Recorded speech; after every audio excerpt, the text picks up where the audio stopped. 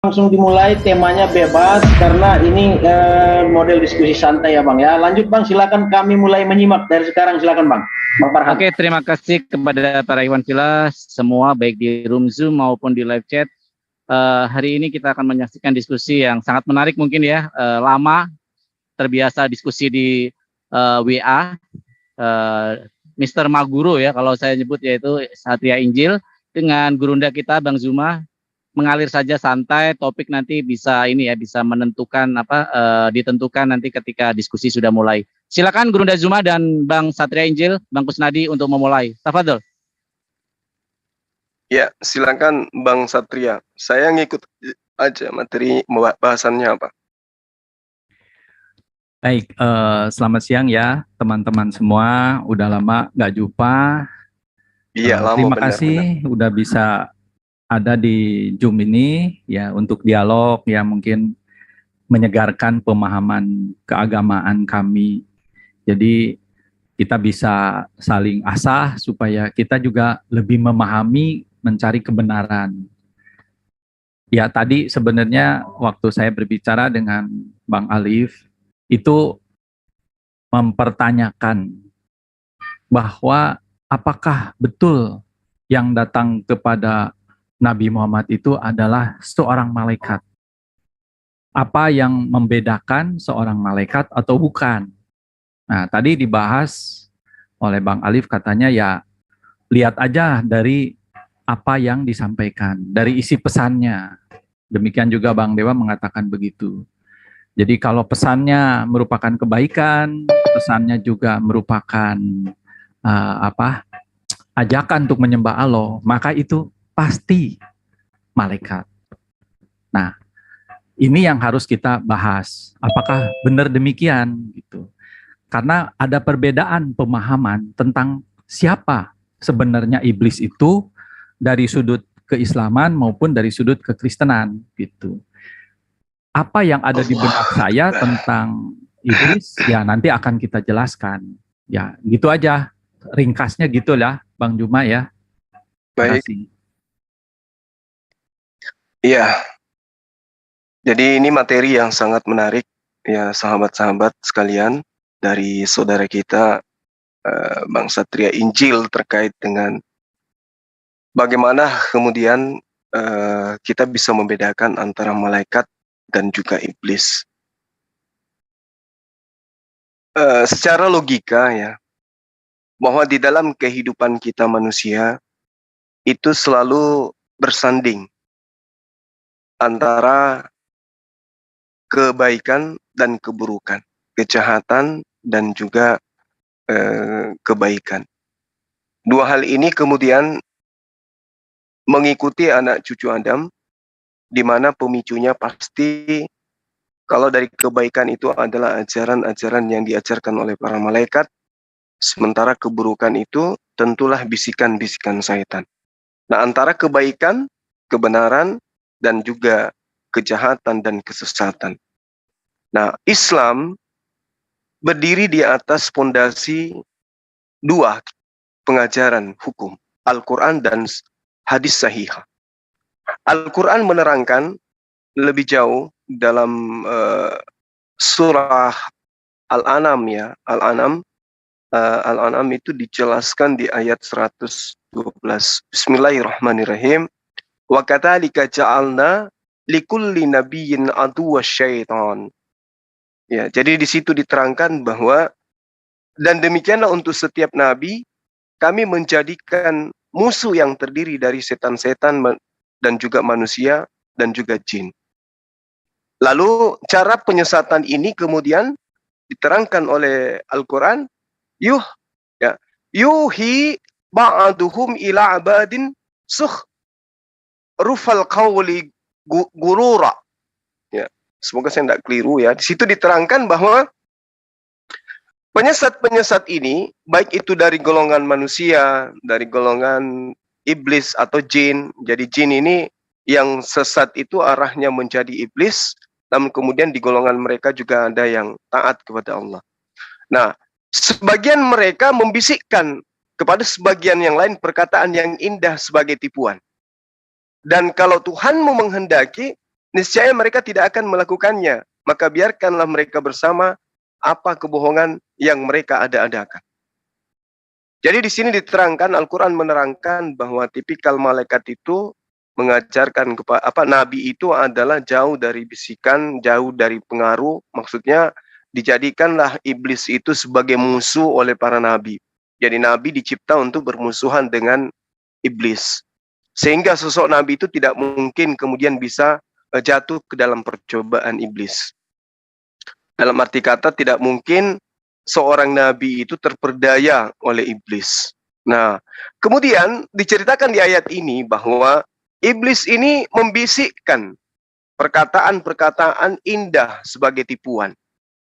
Nah, perkataan-perkataan seperti yang saya terangkan tadi itu sebagai tipuan, itu jelas diterangkan oleh Al-Quran seperti apa yang kita pahami. Lalu kemudian kami umat Islam juga memahami bahwa antara malaikat dengan iblis atau jin itu memiliki perbedaan dan juga memiliki persamaan. Di antaranya malaikat itu perbedaannya diciptakan dari nur atau cahaya, sementara jin itu dicipta dari api. Persamaannya sama-sama makhluk gaib. Kemudian malaikat ini selamanya taat. Mereka tidak pernah ingkar. Sedangkan iblis yang tadinya jin, itu ada yang patuh, ada yang taat, ada juga yang durhaka kepada Allah. Nah, malaikat tidak makan dan minum, kalau jin makan dan minum, lalu kemudian malaikat itu misinya jernih dan lurus, kemudian iblis itu pikirannya berubah-ubah, kemudian kalau malaikat itu tidak memiliki nafsu, sementara iblis memiliki nafsu. Nah, termasuk kita ini, manusia ini, sebagai wadah yang kemudian menjadi pijakan pekerjaan daripada dua makhluk ini. Malaikat dan jin. Manusia berada di tengah. Manusia dicipta dari tanah. Iblis dari api. Kemudian malaikat dari cahaya. Manusia adalah makhluk biologis. Terlihat kasat mata. Kedua-dua pendampingnya, yaitu iblis dan juga malaikat, sama-sama makhluk gaib. Lalu kemudian manusia ada yang taat kepada Allah, ada juga yang durhaka kepada Allah. Lalu kemudian manusia itu sama dengan jin, sama dengan iblis, makan dan juga minum. Kemudian manusia juga itu pikirannya berubah-ubah, dan juga manusia itu punya nafsu. Nah, jin masuk ke dalam pikiran berubah-ubah. Malaikat pun masuk ke dalam itu. Malaikat mempengaruhi daripada manusia dalam aspek pemikirannya. Iblis juga menjadikan pikiran itu sebagai satu alat untuk mempengaruhi manusia untuk ikut kepada dia. Nah, jadi perbedaannya ini sangat jelas bahwa antara iblis dengan malaikat itu tidak memiliki syahwat, tidak memiliki nafsu, hidupnya taat kepada Allah. Kemudian iblis memiliki syahwat, memiliki nafsu, kemudian dia durhaka kepada Allah. Saya kira itu sebagai pembuka dari saya. Silakan saudara Satria kalau ada yang mau dijelaskan atau mau disampaikan. Ya, baik, makasih. Oke, sebelum ke Bang Satria Injil, saya arahkan dulu diskusinya biar langsung ke topik ya, bahwa topiknya adalah iblis di dalam pengajaran Islam. Dan apakah di dalam Al-Quran itu yang menurunkan Al-Quran itu adalah bisikan dari iblis? Bang Zuma akan mempertahankan tesisnya, dan Satria Injil mengeluarkan antitesisnya bahwa membenarkan bahwa itu adalah bisikan dari iblis. Silakan Bang Satria Injil untuk argumennya. Baik, makasih ya. Jadi saya ingin sampaikan juga mengenai siapakah iblis. Kalau di dalam pemahaman kami adalah meskipun ada perbedaan dengan Islam, kalau di kami iblis ini adalah kepala malaikat. Jadi dia setingkat Mikael, setingkat dari Gabriel, yang mana dia memberontak kepada Tuhan, kemudian dia jadi berdosa. Nah, kemudian dia membawa sepertiga malaikat. Artinya berarti bahwa jumlah iblis yang ada itu kira-kira ya sepertiga daripada malaikat Tuhan. Nah, kemudian yang berikutnya bahwa iblis ini sampai sekarang ini tidak pernah mati. Artinya dia pernah ketemu Adam, pernah ketemu para nabi, dan dia pernah melihat apa yang terjadi di bumi ini. Sehingga pengetahuannya makin lama makin banyak, dan keahlian dia adalah untuk menipu. Nah, kalau menipu itu berarti dia tidak terang-terangan. Kalau yang namanya menipu pasti ada maksud terselubung. Yang ditampilkan pasti yang baik, sedangkan ujungnya mungkin itu adalah yang buruk. Kemudian yang berikutnya, bahwa iblis ini diizinkan untuk menggoda manusia. Artinya Tuhan tidak menghalangi dia, kecuali nanti sampai akhir zaman baru dimusnahkan bersama dengan pengikut-pengikutnya. Jadi artinya bahwa iblis ini tidak diciptakan kalau di kami ya. Karena dia dikatakan malaikat yang memberontak. Jadi karena iblis ini mempunyai kehebatan, karena dia adalah kepala daripada malaikat, maka itulah saya melihat haruslah kita hati-hati. Karena dia tidak mungkin datang dengan wajah yang buruk rupa ataupun yang kelakuannya buruk. Meskipun kalau kita cermat, mungkin kita bisa temukan ciri-ciri yang tersembunyi itu. Jadi dia akan datang dengan rupa yang baik. Makanya dikatakan di dalam surat, lupa saya ya, bahwa tidaklah mengherankan bahwa iblis itu menyamar sebagai malaikat terang. Jadi ya itulah kita harus waspada. 2 Korintus 11 nomor 14. Oke, makasih. Saya nggak hafal ayat itu. Nah, terus kemudian artinya bahwa kalau iblis ini diizinkan, berarti ya kita harus menguji apakah dia benar iblis atau tidak. Nah, karena tadi terkait kepada pembicaraan apakah yang datang kepada Muhammad ini adalah malaikat atau bukan, ya kita uji berdasarkan pengetahuan itu. Karena intinya yang pertama kita temukan bahwa kedatangan Jibril kepada Muhammad itu tidak pernah ada persetujuan ataupun campur tangan daripada Tuhan sebelumnya. Misalnya memberitahu bahwa nanti akan datang kepada Muhammad, atau dia juga menyatakan diri kepada Muhammad, kemudian dilanjutkan oleh Jibril, seperti halnya terjadi kepada nabi-nabi sebelumnya. Yang tercatat secara jelas adalah bahwa malaikat, justru kalau di kami itu bukan malaikat ya, tapi Tuhan menyatakan diri kepada Musa ya dengan rupa malaikat. Tetapi kalau di dalam keislaman itu terjadi Tuhan bersuara dari balik pohon kepada Musa. Jadi ini ada campur tangan Tuhan secara langsung kepada Musa, kepada nabi-nabinya. Tetapi kepada Muhammad itu tidak pernah satu kali pun Tuhan itu menyatakan diri. Apakah dengan fenomena apapun ya. Tetapi justru makhluk ini menurut saya berbeda dengan apa yang diajarkan kepada nabi-nabi sebelumnya, di mana Tuhan itu tidak pernah bisa dilihat. Tuhan itu tidak bisa menyatakan diri.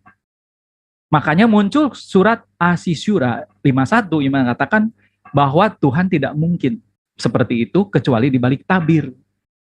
Nah, ini yang menjadi pertanyaan besar. Kenapa pewahyuan kepada Muhammad tidak pernah satu kali pun Tuhan menyatakan diri kepada Muhammad dibandingkan kepada nabi-nabi sebelumnya? Dan inilah yang menjadi pangkal pertanyaan, kecurigaan, maka kita akan bisa melihat apa yang terjadi setelah itu. Karena apa? Ya karena semua ayat-ayat Quran itu sebenarnya adalah ucapan dari makhluk ini. Ya tentu kalau berasal dari makhluk ini, kita sejenak berhenti. Benarkah ini dari Tuhan? Kalau itu dari Tuhan, kenapa Tuhan tidak menyatakan diri kepada nabi-nabi seperti kepada nabi-nabi sebelumnya? Tetapi dia mengajarkan sesuatu yang berbeda yang diajarkan kepada nabi-nabi sebelumnya. Nah, di sini sebenarnya pokok permasalahannya gitu, Bang Juma. Baik, terima kasih. Silakan. Oke, terima kasih, Bang. Saya tanggapi dulu terkait dengan iblis itu. dikatakan di dalam dalil yang saya ceritakan kepada saudara 2 Korintus 11 nomor 14 itu. Ayat ini menyatakan setan bisa menyamar jadi malaikat. Itu yang kemudian tertera di dalam terjemah bahasa Indonesia. Tapi sebenarnya kalau kita merujuk kepada original teksnya, itu bukan malaikat di situ, Bang, tapi makhluk. Ya, jadi makhluk yang kemudian bisa memancarkan sinar terang. Jadi setan pun bisa menjadi makhluk yang memancarkan sinar terang. Yang kemudian kitab Anda menuliskan malaikat. Nah, kenapa makhluk iblis ini bisa bisa kemudian memberikan atau memberi cahaya terang? Karena memang dia berasal daripada api. Jadi dia memancarkan cahaya terang karena dia berasal dari api. Kalau kita melihat di dalam kitabnya Bani Israel, dalam hal ini yang ada masih terjemahan lama, kita tidak akan pernah bisa menemukan bahwa ada dalil yang mengatakan iblis itu adalah malaikat, kecuali dalam terjemahan. Nah, artinya seperti yang saya terangkan, bahwa malaikat ya malaikat, iblis ya iblis, pekerjaannya tentu berbeda. Secara garis besar kalau dikatakan yang datang kepada baginda Rasulullah Muhammad SAW itu adalah makhluk yang kemudian tidak dikenal, lalu kemudian Anda mengatakan bisa jadi itu adalah iblis, saya rasa itu keluar dari definisi malaikat itu sendiri yang diimani oleh umat Islam. Tapi nggak apa-apa, itu imannya kami umat Islam.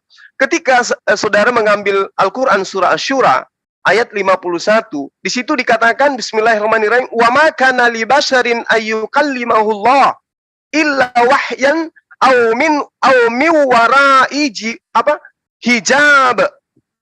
Jadi Allah itu dikatakan tidak pantas bagi seorang manusia bahwa pencipta langit dan bumi akan berbicara kepadanya kecuali dengan perantaraan wahyu. Nah, jadi Allah itu bukan makhluk, ya. Allah itu bukan makhluk sehingga dia kudu harus datang ke muka bumi, di mana bumi ini itu adalah hanya sebesar debu. Itu pun kalau bisa sebesar debu di hadapan yang maha besar itu. Jadi bagaimana mungkin kemudian dia yang maha besar masuk kepada dimensi yang maha kecil? Nggak mungkin. Karena itu kodratnya dia maha besar. Oleh karena itulah kemudian untuk menyampaikan pesannya, dia menyampaikan melalui perantaraan wahyu. Ini Al-Quran diperkuat dengan dalil yang ada di dalam kitabnya Bani Israel, diterangkan apabila di tengah kamu ada seorang nabi, maka aku Tuhan menyatakan diri kepada dia melalui penglihatan dia dan juga berbicara kepada dia melalui mimpi. Itu prosesi pewahyuan kepada para nabi. Oleh karena itulah kemudian Allah yang maha besar ini menitipkan pesannya kepada malaikat, lalu malaikat menyampaikan kepada para nabi. Makanya tadi saya uraikan bahwa nabi ya musuhnya itu adalah iblis. Jadi tidak mungkin iblis yang datang membawa wahyu kepada sang nabi. Itu poin. Kemudian yang kedua, ketika kita masuk ke level kedua terkait dengan pengajaran. Pertama, ketika makhluk yang kami imani sebagai malaikat Jibril datang kepada baginda Rasulullah Muhammad SAW, beliau memerintahkan menyembah kepada Allah Abraham, Tuhannya Abraham, Tuhannya Ishak, Tuhannya Yakub, Tuhannya Daud, Tuhannya Musa, Tuhannya Yesus. Kami tidak menduakan itu. La ilaha illa huwa. Tidak ada sembahan selain sembahan para nabi. Apakah itu ajaran iblis? Tentu bukan. Kemudian, ketika beliau datang mengajarkan kepada baginda Rasulullah Muhammad SAW, dia mengatakan Isa alaihissalam itu hanya manusia, dia hanya nabi, dia hanya rasul, dia bukan Tuhan. Apakah itu adalah iblis? Tentu bukan. Yang iblis itu yang ada di Markus 2. Ketika ada seseorang kemudian yang kerasukan setan, lalu apa yang terjadi? Ketika orang ini melihat Yesus, dia berlari lalu menyembah Yesus. Itu iblis. Kenapa iblis? Karena iblis ingin memberikan contoh dalam menyesatkan bahwa Yesus itu adalah Tuhan, sehingga dia memberikan praktek menyembah kepada Yesus. Jadi yang menyembah Yesus itu adalah indikasi kuat orang-orang yang mencontoh apa yang dipraktekkan iblis. Coba Anda baca di dalam Markus 2. Ketika ada seorang yang kerasukan roh, teriak di kuburan, lalu kemudian apapun dirantai lepas, ya, diikat dengan batu lepas, orang ini gila benar karena kerasukan roh. Begitu melihat Yesus, roh ini langsung menyembah Yesus. Ini contoh. Roh setan mencontohkan menyembah Yesus. Apalagi roh setan mencontohkan memanggil Yesus itu sebagai anak Tuhan. Tapi Yesus tetap kekeh mempertahankan bahwa aku adalah anak manusia. Nah, jadi jelas ketika malaikat ini datang kepada Rasul Muhammad sallallahu alaihi wasallam, tentu mengajarkan mengesahkan Tuhan, mentauhidkan Tuhan. Mentauhidkan Tuhan. Sementara kaidah di dalam Al-Qur'an, qala rabbi fa'anzirni ila yaumi yub'atsun. Kata iblis kepada Allah, ya Tuhanku. Jadi di dalam pemahaman kami umat Islam, tidak ada itu makhluk yang mau berani-berani kemudian ingin menyetarai Allah. Allah adalah pemimpin, dia adalah pencipta. Dia yang memimpin segala makhluk.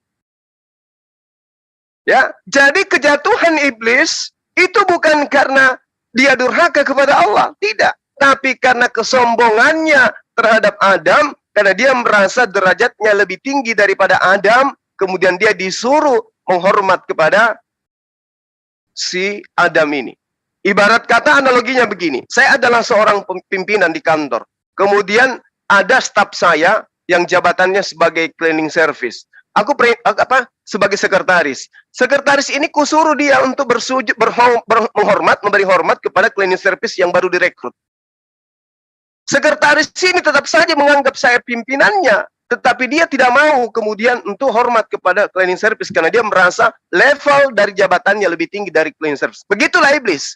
Jadi tidak ada itu iblis adalah malaikat yang kemudian membangkang ingin menyamai Tuhan, nggak ada. Yang ada adalah malaikat itu adalah makhluk yang taat kepada Allah selamanya dia taat karena dia tidak memiliki nafsu. Sementara iblis dia memiliki nafsu. Makanya ketika ditanya, diperintahkan oleh Allah, kenapa engkau tidak sujudlah engkau kepada Adam? Di antara makhluk yang ada di situ terdiri malaikat dan juga iblis. Iblis ini tidak mau sujud. Sehingga Allah mengatakan, qala ma mana'aka alla tasjuda iz amartuk. Apa yang menghalangi engkau iblis untuk sujud menghormat kepada Adam ketika aku perintahkan kepadamu? Apa kata iblis? Qala ana khairum minhu. Saya ini lebih baik daripada Adam. Khalaqtani min nar. Kau ciptakan aku dari api, wa khalaqtahu, sementara dia kau ciptakan min tin, dari tanah. Masa kau suruh saya, Tuhan, menghormat ke dia? Aku lebih tinggi jabatannya. Nah, itu yang ditorehkan oleh Al-Quran. Sehingga ketika iblis ini masuk ke dalam kehidupan umat manusia, pencipta langit dan bumi senantiasa membimbing manusia dengan mengirim malaikat menyampaikan pesan kepada para nabi-nabi utusannya. Sampai kepada ajaran Nabi Isa alaihissalam masih juga diplesetkan. Allah menurunkan khatam nabiyin, Nabiullah Muhammad SAW, kemudian diiringi dengan Ruhul Kudus, malaikat Jibril, untuk mengajarkan tuntunan kepada manusia agar tidak tergoda kepada iblis. Maka hari ini, apa yang terjadi? Di tengah-tengah kita ada yang menyembah kepada satu Tuhan, ada yang menyembah kepada 3 Tuhan. Mana yang kira-kira ajaran iblis? Saya kira begitu, Saudara Satria. Silakan. Oke, saya langsung ya. Silakan. Oke, tadi Bang Juma mengatakan ada memakai sebuah ayat di Bilangan 12 ayat 6, saya bacakan. Lalu berfirmanlah ia, dengarlah firmanku ini, jika di antara kamu ada seorang nabi, maka aku, Tuhan, menyatakan diriku kepadanya dalam penglihatan. Aku berbicara dengan dia di dalam mimpi. Apakah itu terjadi kepada Muhammad? Saya kira Tuhan tidak pernah menyatakan dirinya, baik itu dalam penglihatan maupun mimpi, kepada Muhammad secara aktif inisiatif. Dan ayat ini berlaku kalau seseorang itu menjadi nabi. Nah, sekarang kapan Muhammad ditunjuk sebagai nabi oleh Tuhan? Seperti halnya Musa yang mana Tuhan menyatakan diri kepadanya. Nah, ini yang menjadi perbedaan. Kemudian, kalau mengenai soal iblis ya, kemudian dia jatuh karena kesombongan kepada Adam, karena tidak mau sujud kepada Adam. Saya kira iblis sebelum perintah itu terjadi, dia tetap iblis. Ya, jadi artinya sebelumnya iblis itu ya memang iblis. Terus karena dia tidak mau sujud kepada Adam, baru dia akan dihukum. Kalau nggak salah begitu ya. Tapi artinya, ya iblis itu berarti diciptakan. Kalau di dalam keislaman, ya tolong koreksi kalau saya salah. Tapi kalau di Kristen kan Tuhan tidak pernah menciptakan iblis. Tetapi dia menciptakan malaikat, kemudian malaikat itu memberontak. Nah itu bedanya di situ. Terus mengenai ayat di dalam Alkitab, bahwa ada orang yang sujud menyembah kepada Yesus. Terus Bang Juma mengatakan bahwa ini adalah ajakan daripada iblis. Ya itu menurut saya terlalu terburu-buru ya. Bisa disimpulkan begitu, bisa juga memang benar bahwa Yesus itu Tuhan. Karena terjadi penyembahan. Dan faktanya memang apa yang dilakukan Yesus itu diridhoi oleh Tuhan, pencipta, sehingga banyak mujizat terjadi. Kalau dia itu iblis tentu tidak mungkin ada mujizat-mujizat yang terjadi kepadanya. Ya. Dan itu tidak membuktikan bahwa apa yang ditulis di PB itu ajaran daripada iblis gitu ya. Demikian juga untuk yang ayat-ayat yang lain, saya kira itu terlalu tendensius ya. Tetapi kalau saya boleh menceritakan, mari kita lihat apa yang terjadi pertama kali makhluk itu datang kepada Nabi Muhammad yang saya baca ya. Berbagai literatur banyak mengatakan bahwa makhluk itu mendekat, makhluk itu memeluk. Tetapi kalau kita lihat dari literatur Islam tertua, yaitu Ibn Ishaq, Sirah Nabawiyah, juga karangan Ibn Hisham, maka ada disebutkan bahwa Jibril itu mencekik Muhammad sebanyak 3 kali sehingga tidak tahan lagi. Artinya tidak tahan lagi, berarti itu hampir mati gitu. Karena kalau belum... Mohon maaf Pak Kusnadi, saya potong karena literatur itu harus ditampilkan supaya ada data. Kalau bisa di share screen, karena itu sepertinya ini ya, data primer di Islam tidak ada namanya dicekik. Kalau didekap, dipeluk secara erat ada. Bisa ditampilkan datanya Pak, biar kita tidak keluar dari sebuah diskusi yang menampilkan data yang valid. Oke, nanti saya bisa sampaikan karena gini, Bang Farhan, saya sudah beli bukunya, karangan Ibn Hisham, itu masih terjemahan bahasa Indonesia. Dan yang Ibn Ishaq itu di dalam bahasa Inggris memang. Tetapi ya saya melihat juga di internet, ternyata kan saya tadi udah menyebutkan, ada berbagai literatur mengatakan dipeluk, ada juga mendekap. Tetapi saya mengambil yang tertua itu pertama kali dikatakan mencekik. Jadi mana yang benar kan nanti yang dijelaskan oleh Bang Juma gitu. Tapi kalau butuh, saya bisa tunjukkan saya beli di mana, dan kalau mau bisa ditampilkan nanti saya akan share. Cuman saya kan nggak siapin, tapi saya ada di sini ya. Tapi untuk hemat waktu nanti saya akan lampirkan lah kalau itu dibutuhkan ya. Oke, nanti kita tunggu ya Pak Kusnadi biar diskusi kita lebih bisa dipahami ya, apakah benar ya, karena data primer kita ketahui data primer dari Islam itu adalah dipeluk dengan erat ya, dipeluk dengan erat, tidak ada kata dicekik ya. Tapi kalau Anda punya data itu mohon ditampilkan. Tapi saya kasih waktu nanti sampai waktu terakhir nggak apa-apa, yang penting menampilkan data ketika membuat sebuah premis. Tapi silakan dilanjut. Oke. Jadi karena kebetulan bicara tentang Ibn Hisham ini, nanti juga saya akan sekalian tampilkan juga, di mana di Ibn Hisham itu diceritakan bahwa Khadijah itu juga meragukan siapa makhluk yang datang itu, kemudian dia datang kepada Waraka dan Waraka mengatakan itu memang Jibril. Tetapi Khadijah sendiri melakukan tes berdasarkan apa yang dia pahami. Artinya pada saat itu dia kan di zaman jahiliyah. Dia mengetes dengan cara, dia bertanya, pada saat Jibril itu datang kepada Muhammad, suruh Muhammad memberitahu dia. Dan kemudian, pada saat itu datang, maka Nabi disuruh duduk di pangkal paha kirinya. Kemudian ditanya lagi, wahai Muhammad, apakah Jibril itu ada? Ada di sana? Oh iya, ada. Nah, kemudian Khadijah pindah ke paha sebelahnya. Dia bertanya lagi kepada Muhammad dan dikatakan, oh masih ada. Kemudian Khadijah akhirnya duduk di tengah-tengahnya, kemudian dia membuka hijabnya dan lain sebagainya. Kemudian dia katakan, apakah masih ada makhluk itu? Kemudian Muhammad mengatakan, oh dia sudah pergi. Nah, langsung Khadijah menyimpulkan bahwa itu adalah malaikat. Apakah Anda setuju dengan tes seperti ini? Ya, itu Mohon maaf berarti kan- Pak Kusnadi, sekali lagi mohon maaf karena buku yang saya baca tidak seperti itu, tidak ada duduk di pangkuan. Jadi Khadijah itu membuka sebagian pangkal pahanya dan sekali itu langsung malaikat itu tidak ada sampai membuka tengah-tengah atau hijabnya enggak. Mohon ditampilkan Pak, karena ini sudah sangat saya bingung karena ini sudah menyalahi data primer dari Muslim. Sebaiknya kalau memang belum bisa menampilkan data, tidak usah diucapkan premisnya, karena ini akan menimbulkan sebuah ambigu argumen Anda, ya Pak ya. Saya membaca kitab itu Pak, karangan Syekh Nawawi Al-Bantani, ya itu ada, itu biasa di pesantren diajarkan itu ya. Tidak ada sampai 3 kali seperti itu Pak. Oke, saya akan tampilkan setelah selesai semuanya, karena saya kan harus cari ada di komputer saya, ya. Oke, nanti mohon kebetulan di foto. Silakan dilanjut. Oke. Jadi artinya begini, kalau itu ragu, ya silakan. Tapi dalil daripada Khadijah menyimpulkan bahwa itu adalah malaikat dari tes seperti itu.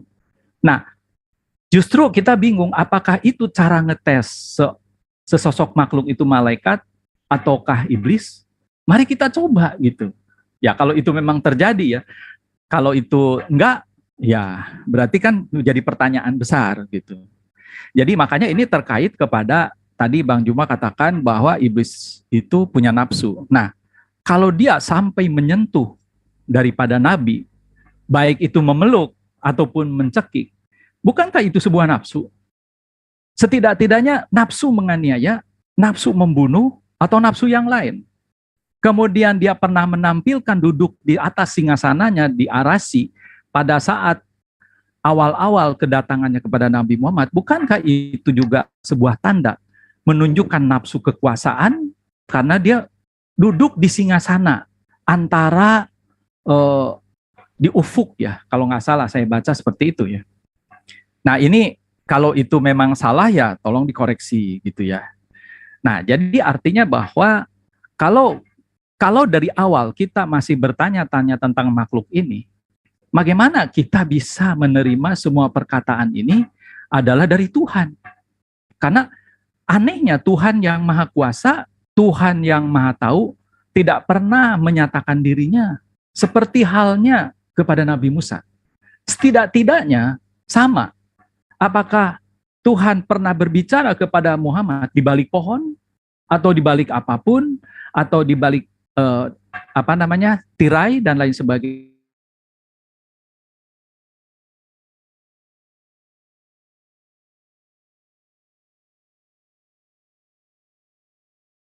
Justru tertulis di dalam kitab suci Quran sendiri bahwa Tuhan pernah menyatakan diri kepada Musa melalui fenomena seperti itu. Apalagi ini adalah nabi terakhir, nabi yang paling mulia. Jadi artinya tentu kita mengharapkan malah lebih dahsyat daripada Musa. Itu yang tadi awal-awal saya pertanyakan gitu Bang Juma. Itu aja dulu, mungkin terlalu kepanjangan Bang Juma, makasih. Oke, baik. Makasih ya. Jadi narasi yang panjang yang kemudian ketika diperhadapkan dengan umat Islam, pasti umat Islam itu akan senyum-senyum karena umat Islam itu memiliki kaidah di dalam belajar tentang hadits. Tapi nggak apa-apa, kita hargai itu.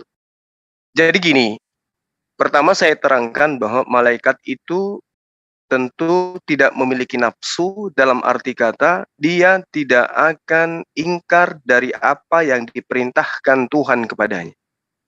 Itu maksudnya. Dia akan taat apapun yang diperintahkan. Kalau kemudian di dalam hadis sahih diterangkan malaikatnya memegang, malaikatnya memeluk, mendekap, lalu kemudian karena didekap kencang, lalu kemudian napasnya tersengal-sengal, dadanya terhimpit dan seterusnya, itu wajar. Kenapa? Karena pertemuan antara dua makhluk yang beda dimensi, siapapun akan mengalaminya. Ini bukti bahwa Al-Qur'anul Karim itu yang sudah ditemukan kebenarannya di akhir zaman tentang apapun yang ada di dalamnya, itu bukan karangan beliau, tetapi benar-benar dari Allah, pencipta langit dan bumi. Jadi ketika ada seorang manusia, ya, kedatangan makhluk gaib, apalagi itu malaikat, dengan misi menyampaikan wahyu, rasa takut itu wajar. Kenapa? Karena beliau ini adalah manusia biasa yang didatangin oleh utusan Tuhan. Justru kalau tidak terjadi kepada seseorang, lantas kemudian ada buku catatan narasi yang dibangun dalam sebuah buku, lantas dikatakan itu seorang nabi, itu diragukan. Nabi Musa diceritakan pingsan. Ya, Yesus diceritakan keringatnya seperti titik-titik darah. Lukas, Markus, Paulus nggak ada cerita-cerita bahwa ketika dia datang, ada malaikat, ada Roh Kudus datang kepada dia, nggak ada. Kalau yang ada di Paulus, Paulus pingsan, lalu kemudian buta, ada yang melihat, ada yang tidak melihat. Itu juga kontradiksi ceritanya. Lalu kemudian yang didengarkan itu adalah suara Yesus, bukan suara malaikat. Nah, kalau di hadits dikatakan haddasana Yahya bin Bukhair. Qala haddatsana Laitsu an Uqail ani Bani Shihab dan seterusnya. Jadi sanadnya itu bersambung. Cuma saya nggak hafal hadisnya, tapi saya pernah belajar. Di mana di situ dikatakan fakana la yara ruya illa ja'at mithla, ketika dia izin kepada istrinya, dia katakan bahwa saya ingin karena ada petunjuk dari mimpi saya ingin menyendiri gitu. Lalu dikatakan tsummahu biba ilaih khala, ya, wa kana yakhlu bigari Hira dan seterusnya. Itu hadis itu jelas bahwa beliau ketika dia datang, ya, dia mengatakan bahwa aku bermimpi. Rasulullah mengatakan aku bermimpi dan tidak pernah mimpi kecuali mimpi ini selain apa? Aku belum pernah mimpi seperti ini karena di dalam mimpi ini aku melihat ada seperti cahaya. Ya, lalu kemudian cahaya itu menuntunku untuk pergi ke sebuah gua yang mana disebut Gua Hira untuk bertahannuts atau beribadah atau berzikir atau mengingat-ingat atau mengosongkan diri, merenung sama seperti Nabi Abraham ketika dia mencari Allah. Nah, sehingga ketika dia masuk ke dalam gua itu, malaikat pun datang. Beliau dipegang oleh malaikat, beliau dipeluk oleh malaikat. Nah, ini yang diterangkan di dalam hadits yang sahih. Jadi bukan dicekek, tapi dia dipeluk. Ya, sehingga tersengal-sengal napasnya karena ketakutannya, jantungnya semakin kenceng, jadi dia ngos-ngosan gitu, ya. Itu biasa. Seperti Yesus, kedatangan malaikat memberi kekuatan, apa yang terjadi kepada fisik Yesus? Padahal dia Tuhan. Ketakutan, seperti mau mati, keringatnya seperti bintik-bintik darah. Sementara manusia biasa, seperti apapun level ketakutannya, tak pernah itu keringatnya seperti titik darah. Tapi Yesus yang Tuhan, kedatangan malaikat, luar biasa ketakutannya itu. Itu yang pertama. Jadi ketika mencoba menganulir bahwa yang datang kepada Nabi Muhammad SAW itu bukan malaikat, sah-sah saja. Karena malaikat dan iblis memang betul adalah sama-sama makhluk gaib. Tapi kemudian kita lihat isi pengajarannya. Kalau dia iblis, tidak mungkin kemudian menolak bahwa Yesus itu disalib. Nggak mungkin. Kenapa? Coba lihat kitab Anda. Siapa yang mempengaruhi Yudas untuk masuk? Iblis masuk ke dalam diri Yudas, mempengaruhi Yudas untuk menyalibkan Yesus. Berarti iblis menginginkan Yesus disalibkan, tapi Al-Quran menolak itu. Artinya iblis di dalam kitab Anda menginginkan Yudas disalib, artinya iblis menginginkan Yesus itu disalib. Kalau di Al-Quran dikatakan justru tidak. Malaikat mengatakan sesungguhnya Yesus atau Isa itu tidak disalib, tapi yang disalib itu adalah orang yang diserupakan dengan mereka. Artinya apa? Artinya, Kalau yang datang kepada Yudas adalah iblis, tentu yang melawan ajaran iblis itu adalah malaikat. Itu yang perlu Anda pahami dulu. Bahwa di kitab Anda Yesus disalibkan, di kitab saya Yesus tidak disalibkan. Kira-kira apakah ini iblis perang dengan iblis? Nggak mungkin. Tentu malaikat dengan iblis. Nah, di kitab Anda jelas diterangkan. Lalu masuklah iblis ke dalam Yudas, membisikkan Yudas agar dia mengkhianati Yesus. Upah dari itu, Yesus disalibkan. Itu jelas. Kemudian yang tadi yang saya terangkan, bahwa ketika iblis masuk ke dalam sosok manusia, lalu manusia itu kerasukan, dia yang mempraktekkan menyembah kepada Yesus. Sementara Yesus dalam bimbingan roh, dia justru menyembah kepada Allah, pencipta langit dan bumi yang mengutus dia. Nah, bagaimana dengan Al-Quran? Adakah Al-Quran mengajarkan menyembah kepada burung merpati? Adakah Al-Quran mengajarkan menyembah kepada manusia Yesus? Atau Allah mengajarkan melalui malaikat Jibril agar manusia Islam menyembah kepada pencipta langit dan bumi yang disebut Khalik? Dialah Allah yang menghidupkan dan mematikan yang kami sembah. Allahu la ilaha illahu. Itu jelas di dalam Al-Quran. Tidak ada Tuhan selain dia. Nah, kami tidak pernah kemudian memvisualisasikan Tuhan kami itu dengan roh, dengan dengan burung, dengan manusia. Enggak ada. Karena kenapa? Al-Quran menerangkan laisa kamitslihi syai', tidak ada yang sama seperti dia. Enggak mungkin kemudian iblis mengajarkan demikian. Kalau iblis itu sama di dalam pengajaran para nabi, mengajarkan menyembah kepada patung, mengajarkan menyembah kepada patung lembu yang terbuat dari emas, kemudian mengajarkan menyembah kepada Moab, dewa Moab, mengajarkan menyembah kepada batu, mengajarkan menyembah kepada manusia, mengajarkan menyembah kepada roh-roh dan seterusnya. Al-Quran tidak ada yang kayak begitu. Serta-merta di dalam kehidupan kami umat Islam melalui perantaraan Al-Quran, kami menyembah kepada hanya yang ada di atas, yang tidak bisa kemudian dibentuk rupanya, dibentuk wajahnya, dipersamakan dengan makhluk. Dialah pencipta langit dan bumi itu. Iblis gak mungkin ngajarin itu. Demikian.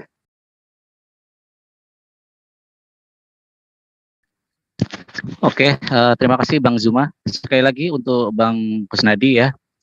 Sebelum ini tadi saya sudah kasih waktu panjang untuk menampilkan datanya, karena saya juga sudah bisa menampilkan datanya karangan dari Al-Bukhari, yaitu Subhat Waraqah, bahwa di sana sekali saja ketika Siti Khadijah radhiyallahu anha membuka betisnya dan malaikat Jibril menghilang, karena memang dalam tafsir Al-Misbah ya, iblis itu iblis itu suka dengan aurat ya, suka dengan aurat. Makanya kalau itu iblis pasti iblis itu masih ada. Tetapi karena setan malaikat itu tidak mengenal nafsu, maka malaikat itu keluar, menghilang. Jadi subhat yang Bang Kusnadi bawa harus dipertanggungjawabkan. Kalau memang tidak bisa membuktikan, mohon maaf, premisnya ditarik dan minta maaf.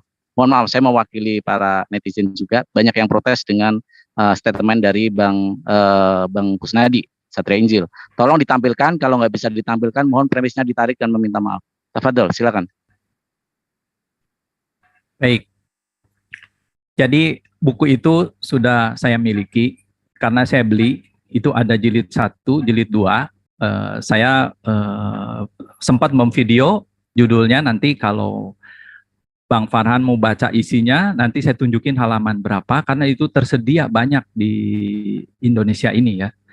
Dan begini Bang Farhan, saya tadi katakan bahwa ada yang menulis mendekap, ada yang menulis memeluk, tapi juga gak sedikit yang menulisnya mencekik. Makanya saya tunjukkan, saya ambil yang tertua, yaitu adalah Ibnu Hisam dan Ibnu Ishaq. Dan bukunya sudah saya beli, ada di tangan saya. Cuman nanti saya foto-fotokan halaman-halamannya yang berbicara tentang itu. Ya, oke, supaya saya bisa melanjutkan, karena supaya waktunya nggak dipakai untuk ngelihat itulah. Nanti saya kapan-kapan saya bisa tunjukkan, kalau perlu saya kirim, saya kasih bukunya. Ya, saya beli lagi nggak masalah. Oke. Nah, kemudian yang Bang Juma tadi katakan bahwa betul pada saat Yesus akan disalibkan, iblis memang merasuk Yudas supaya Yesus disalibkan. Tetapi sebelum peristiwa itu terjadi, ada suatu kejadian di mana iblis pun menolak Yesus disalib, yaitu dia merasuk Petrus. di mana saat itu Yesus menghardik kepada Petrus karena dia dirasuk iblis supaya menghalangi dia disalib.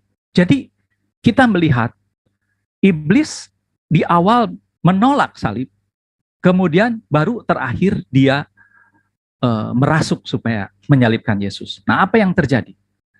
Ya, menurut kami pemahamannya adalah karena iblis ragu-ragu. Dia tidak mau Yesus disalib karena kalau Yesus disalib nanti akan tergenapi semua yang ada di PL. Kan itu sudah tertulis, jadi dia tahu. Tetapi karena orang-orang Yahudi semakin banyak yang percaya bahwa dia ini Mesias, artinya bahwa sudah waktunya bagi dia untuk dihukum. Ya dia nggak ada pilihan lain kecuali menyalibkan. Dan dia nanti bikin strategi baru untuk kedepannya. Jadi kalau dikatakan bahwa iblis itu ingin menyalibkan Yesus, ya nggak benar juga. Ya. Terus kemudian begini, kalau sekarang iblis mengajarkan orang menyembah Tuhan, mengajarkan kebaikan, apa ruginya buat iblis? Kalau orang mau masuk neraka, tetap aja masuk neraka karena dia berdosa. Kalau dia sujud menyembah Tuhan, bukan berarti dia itu jadi tidak berdosa, tidak ada ayatnya. Terus kalau dia itu mengajarkan kebaikan, terus otomatis orang itu bisa masuk surga, nggak begitu. Justru kita harus lihat endingnya, apa yang terjadi gitu ya.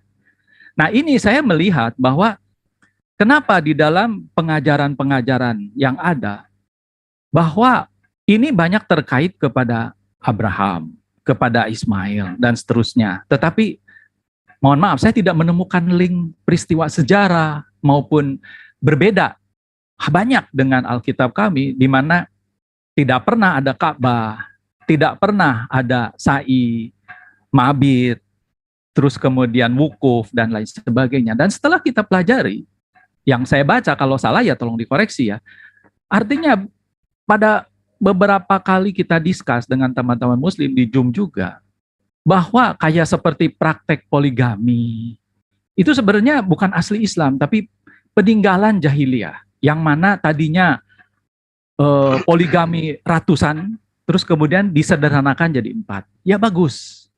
Terus kemudian ibadah haji juga tadinya dilakukan di zaman jahiliyah, kemudian disempurnakan menjadi seperti sekarang. Demikian juga mabit, wukuf di Mina dan sebagainya, itu juga sebenarnya kan merupakan praktek-praktek juga yang dilakukan di zaman jahiliyah. Ya, kalau itu nanti keliru ya tolong dikoreksi karena ini kan kita dialog. Jadi berarti kalau begitu, boleh nggak saya menyimpulkan bahwa sebenarnya ajaran Islam itu melanjutkan ajaran di masa jahiliyah atau menyempurnakan ajaran-ajaran jahiliyah sehingga akhirnya bisa dilaksanakan seperti sekarang ini. Meskipun tidak persis sama, tetapi banyak kesamaannya. Seperti tawaf 7 kali juga dilakukan di zaman jahiliyah. Cuman bedanya pada zaman itu dilakukan dengan telanjang.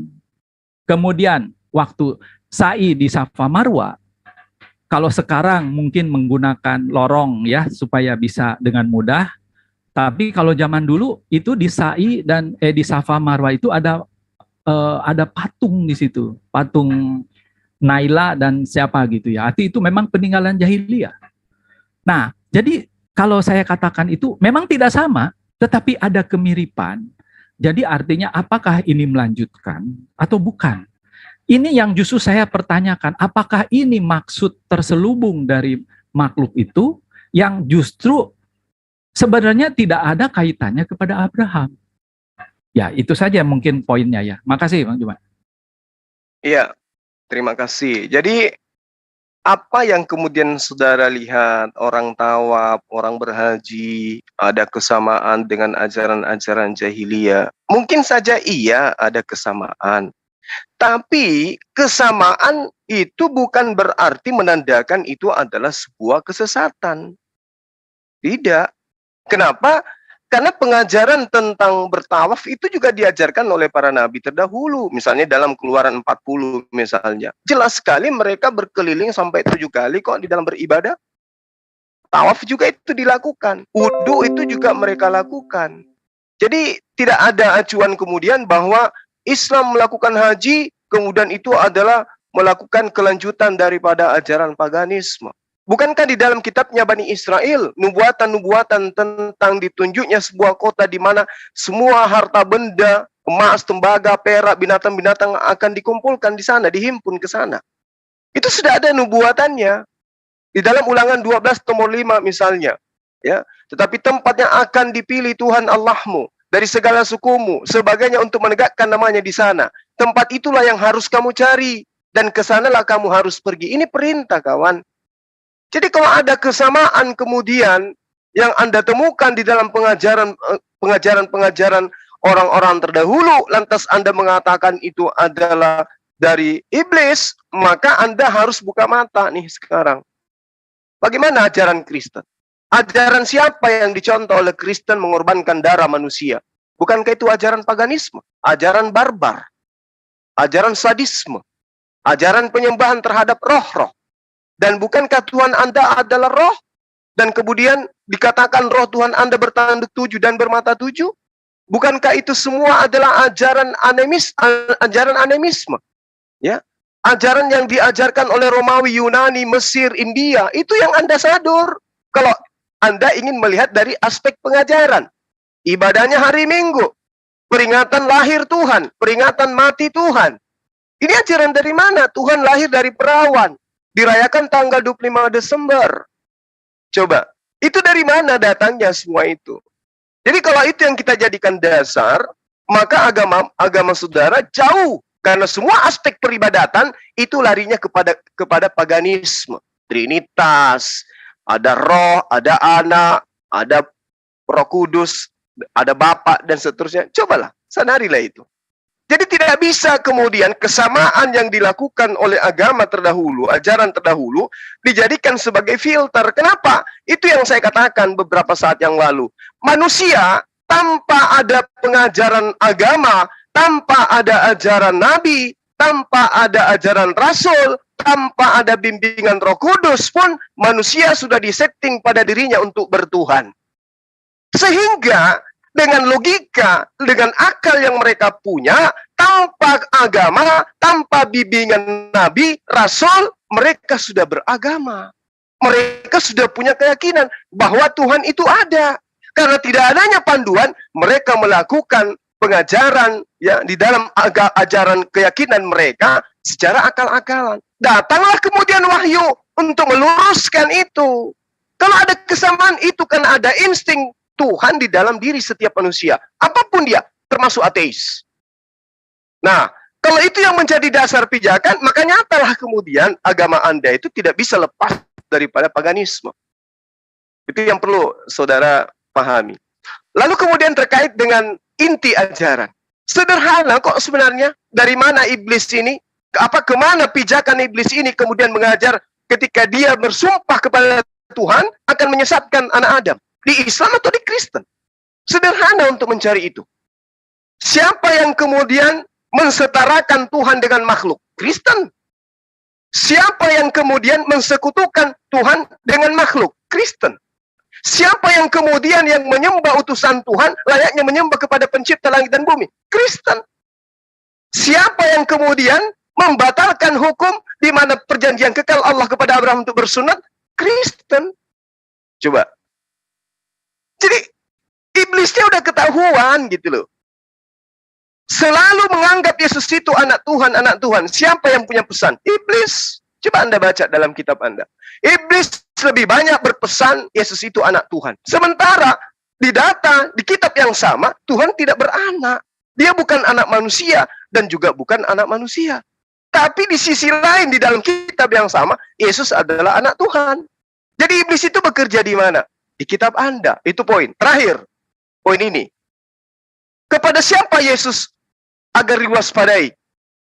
Yesus itu orang yang dikatakan dia adalah Tuhan.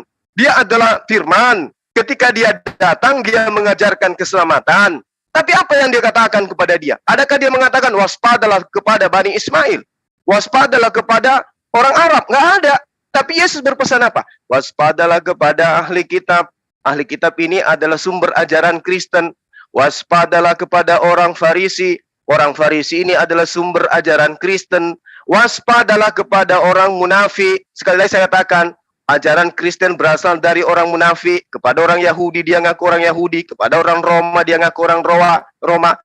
Celakalah kepada dia yang menyeberangi lautan, menjelajahi daratan. Siapakah dia? Dia adalah sumber ajaran Kristen. Kepada orang-orang yang diminta Yesus untuk diwaspadailah sumber ajaran Kristen itu. Tunjukkan satu literasi di mana Yesus pernah mengatakan, waspadalah kepada orang Arab.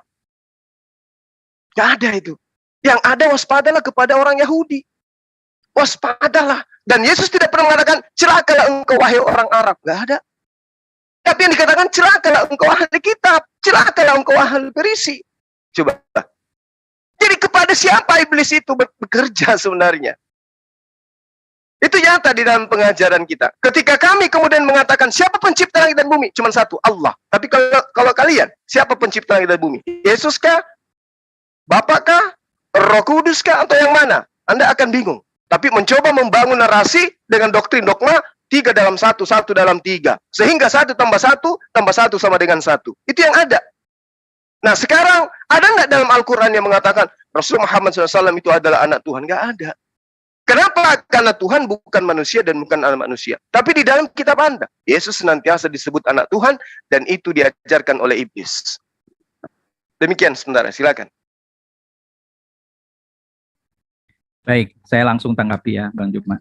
Mohon maaf Bang Kusnadi sebentar, karena saya juga punya literatur tentang Sirah Nabawiyah Ibnu Hisham, saya akan share. Mohon buku halaman berapa? Saya sudah baca 2 kali ya.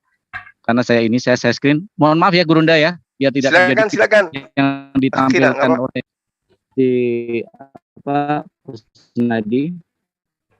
Ini kalau boleh dilihat Bang Kusnadi, ini adalah bisa dibaca Sirah Nabawiyah Ibnu Hisham lengkap. Saya mencari karena saya 2 kali pernah membaca dan tidak menemukan. Saya coba ulang 3 kali membaca hari ini, tidak pernah ditemukan narasi Khadijah membuka narasi di sini di dalam buku Sirah Nabawiyah Ibnu Hisham. Rasulullah SAW dicekik. Silakan tampilkan karena saya sudah menebak data, saya tidak menemukan. Bahkan dari sini ada juga cerita bagaimana pagan, bagaimana Kristen masuk di Najran, betul ya? Bagaimana sejarah Kristen masuk di Najran, bagaimana kelicikan Yahudi dengan Rasulullah, semua di buku ini ada dan saya tidak menemukan satupun narasi Rasulullah dicekik dan Khadijah untuk menguji malaikat Jibril membuka pangkal paha. Jadi mohon di ini ya Pak Kusnadi, bahwa saya tidak hanya berbicara karena saya selalu menampilkan data. Tolong sebelum diskusi nanti selesai, Pak Kusnadi mempunyai tanggung jawab moral untuk menampilkan datanya. Silakan dilanjut. Mohon maaf Gurunda, saya masuk, silakan. Iya, nggak apa-apa. Saya tidak terlalu concern di situ karena kita udah tahu jawabannya. Oke, makasih ya. Ya, jadi Bang Farhan tadi saya kasih link, saya sempat foto buku itu ya. Saya beli sendiri. Jadi saya ada 2 jilid tebal sekali. Itu yang saya ambil dari situ dan itu bukan karangan saya, bukan dari kalangan Kristen tadi, situ ada penerbitnya juga. Oke, karena ini poin yang menarik. Yang pertama, saya ingin mengatakan kepada Bang Juma bahwa apa yang terjadi di dalam PB, khususnya tentang Yesus, itu tidak terlepas dari apa yang terjadi di PL, di Perjanjian Lama. Bahwa jelas sekali, ajaran daripada Perjanjian Lama berdasarkan teks asli, ya, bukan tafsiran. Seperti di Kejadian 18, bahwa Abraham sujud kepada rupa manusia yang datang kepadanya, yaitu adalah Yod-Heh-Waw-Se bersama dengan 2 malaikatnya. Dan ikut makan roti, ikut makan daging, disaksikan oleh Sarah dan bujangnya. Dan Tuhan juga berjalan-jalan di Taman Eden bersama dengan Adam.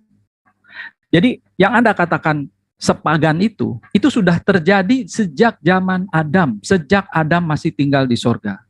Jadi betapa kasihan bangsa-bangsa di luar Israel menyaksikan bahwa Tuhan pencipta yang disembah oleh orang Israel itu bisa menyatakan diri, sehingga bisa dilihat, sehingga bisa didengar, bersuara, meskipun bangsa Israel ketakutan.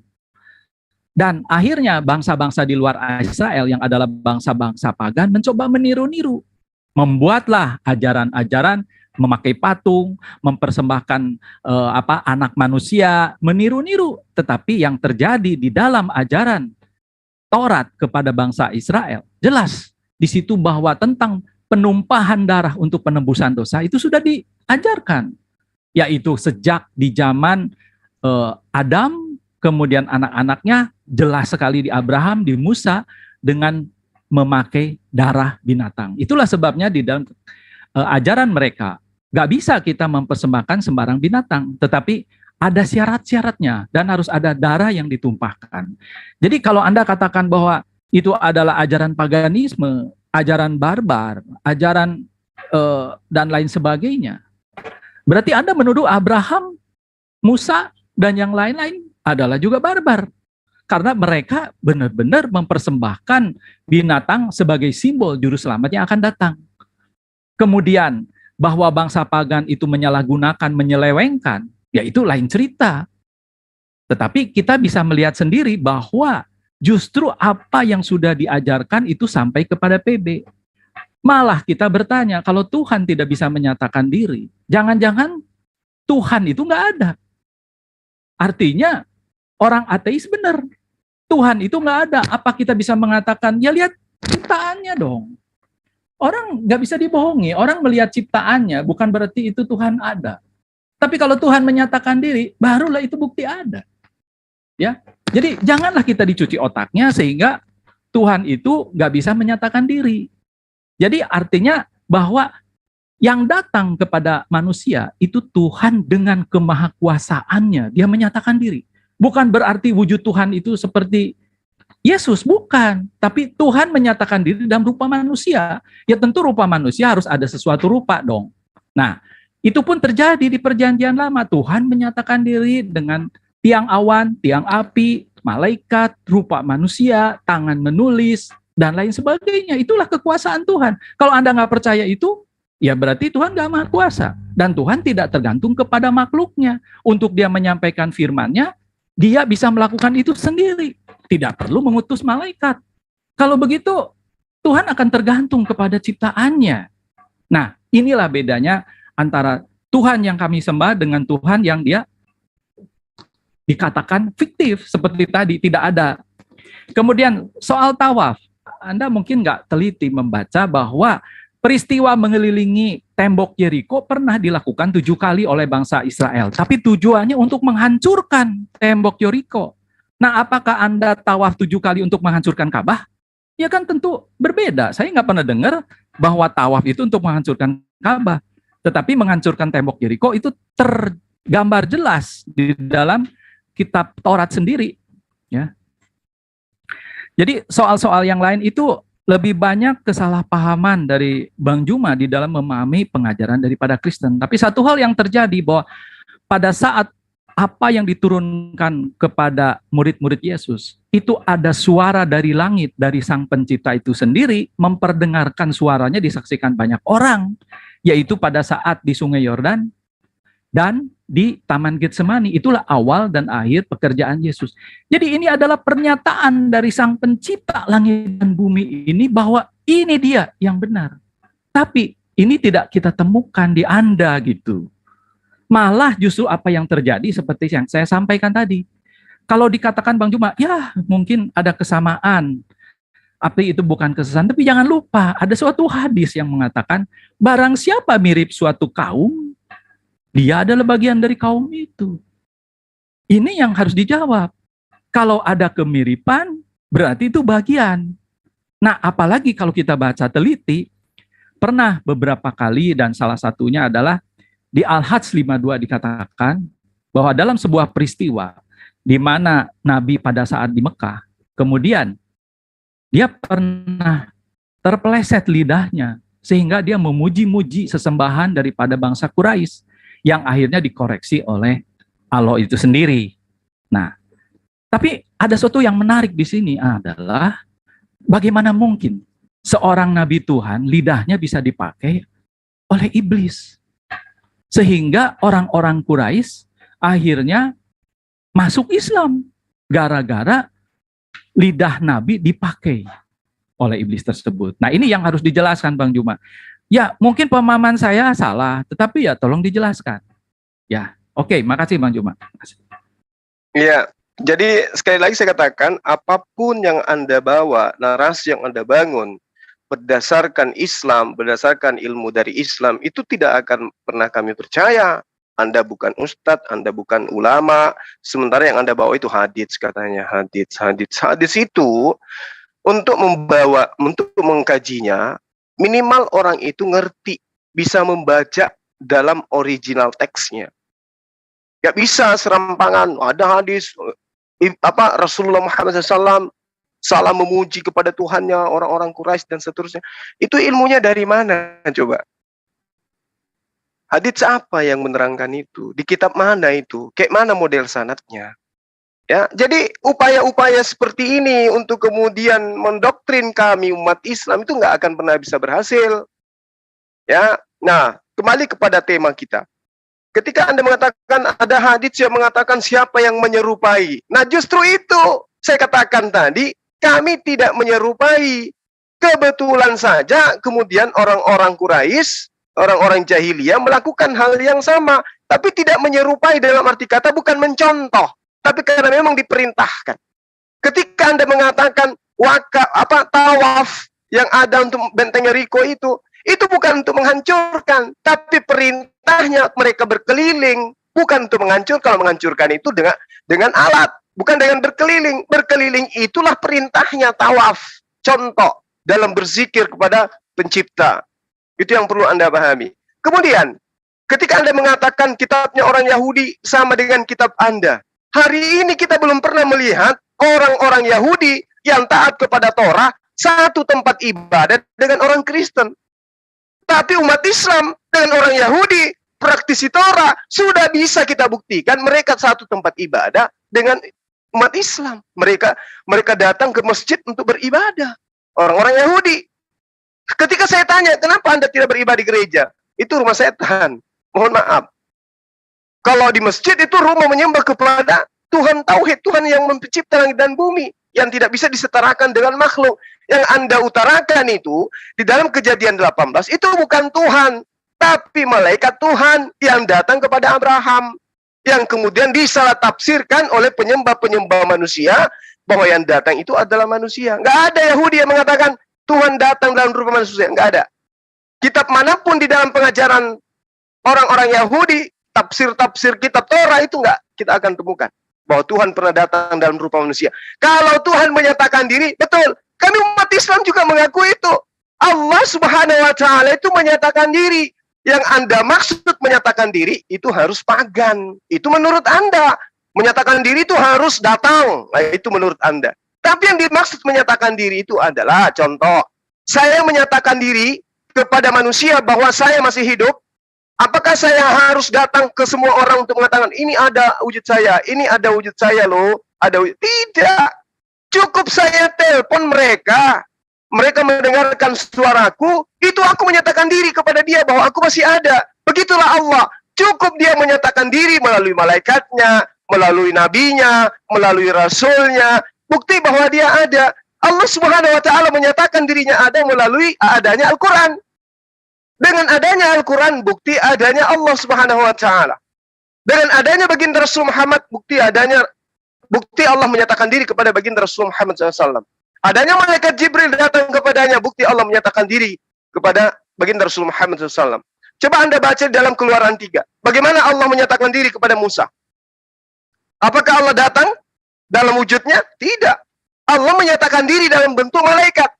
Kemudian malaikat itu datang kepada Musa. Lalu berfirmanlah Tuhan. Nah, berarti malaikat ini yang berfirman. Makanya Yesus mengatakan di dalam Yohanes 10 nomor 34, 35, nomor 36, siapapun yang ditugasi untuk menyampaikan firman Tuhan, maka dia adalah Tuhan. Kenapa? Karena dia sedang menyatakan diri.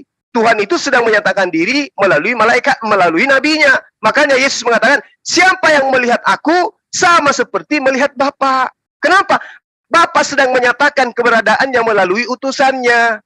Bukan berarti Yesus itu adalah Bapa itu sendiri, tidak. Jadi gini, ketika Anda mengatakan bahwa malaikat berkarya di Islam itu bukan malaikat, tapi itu adalah iblis misalnya. Dari kaidah yang mana Anda bisa jadikan acuan? Ajarannya tauhid, mendudukkan Tuhannya Yesus satu-satunya Tuhan, mendudukkan Yesus sebagai utusan Tuhan, lalu apa lagi?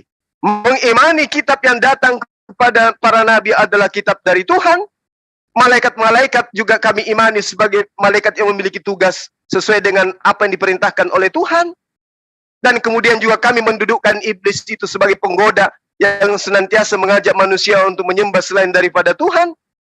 Itu jelas. Tipikal iblis dalam Al-Quran nyata. Tipikal malaikat dalam Al-Quran nyata. Di tempat Anda nggak bisa membedakan antara malaikat dengan iblis. Anda nggak bisa membedakan itu. Contoh misalnya. 1 Korintus 5 nomor 5. Orang itu harus kita serahkan dalam nama Tuhan Yesus kepada iblis. Sehingga binasa tubuhnya. Agar rohnya diselamatkan pada hari Tuhan. Ini iblis dan malaikat bekerja sama bahkan dengan Tuhan. 1 Korintus 1:4 nomor 5. Nah, 1 Korintus 5 nomor 5. Lalu kemudian di dalam Matius 4, Anda melihat bagaimana iblis bekerja sama dengan iblis, roh bekerja sama dengan iblis untuk mencoba Yesus. Jadi, iblis itu berperan penting di dalam agama Anda. Yesus dikatakan anak Tuhan, iblis. Yesus dicontohkan menyembah kepada Yesus, iblis. Yang mengajarkan kemudian Yesus itu anak Tuhan, iblis. Jadi iblis itu punya peran penting di dalam pengajaran agama Anda. Bahkan Yesus mengatakan kepada orang-orang yang ada di sekelilingnya, iblislah yang menjadi bapakmu. Coba, salah enggak Yesus itu mengatakan begitu? Iblislah yang menjadi bapakmu dan kamu mau melakukan keinginan-keinginan bapakmu. Apakah itu orang Arab? Bukan, orang Yahudi, orang Farisi yang ditunjuki oleh Yesus. Kata Yesus, iblislah yang menjadi bapakmu. Kenapa Yesus mengatakan iblislah yang menjadi bapakmu dalam Yohanes 8:44? Karena orang-orang ini dengan lisannya mengaku bertuhan kepada kepada yang mengutus Yesus, tapi pada faktanya dia melakukan suatu ajaran-ajaran yang tidak berdasar daripada pengajaran Tuhan. Contoh, saya kasih contoh. Torah itu adalah perjanjian baru Allah kepada Bani Israel. Itu perjanjian baru Allah. Yeremia 31 nomor 33. Perjanjian baru Allah dengan Bani Israel adalah hukum Taurat. Dibatalkan oleh siapa? Oleh Kristen. Kenapa? Karena orang Kristen membuat perjanjian baru. Padahal perjanjian baru Allah itu adalah hukum Taurat, tapi dibikin lagi perjanjian baru. Lalu kemudian perjanjian barunya Tuhan dianggap sebagai perjanjian lama. Itu pekerjaan siapa? Iblis. Kalau kami enggak, kami mendudukkan Torah sebagai Torah, Injil sebagai Injil. Itu adalah kalam Allah. Itu adalah kalam Allah. Itu adalah firman Allah. Kalau kalian tidak, kalam Allah kalian anggap itu sebagai kutukan. Kalam Allah itu adalah sebuah siksaan. Itu adalah sengat maut. Kata siapa? Kata iblis.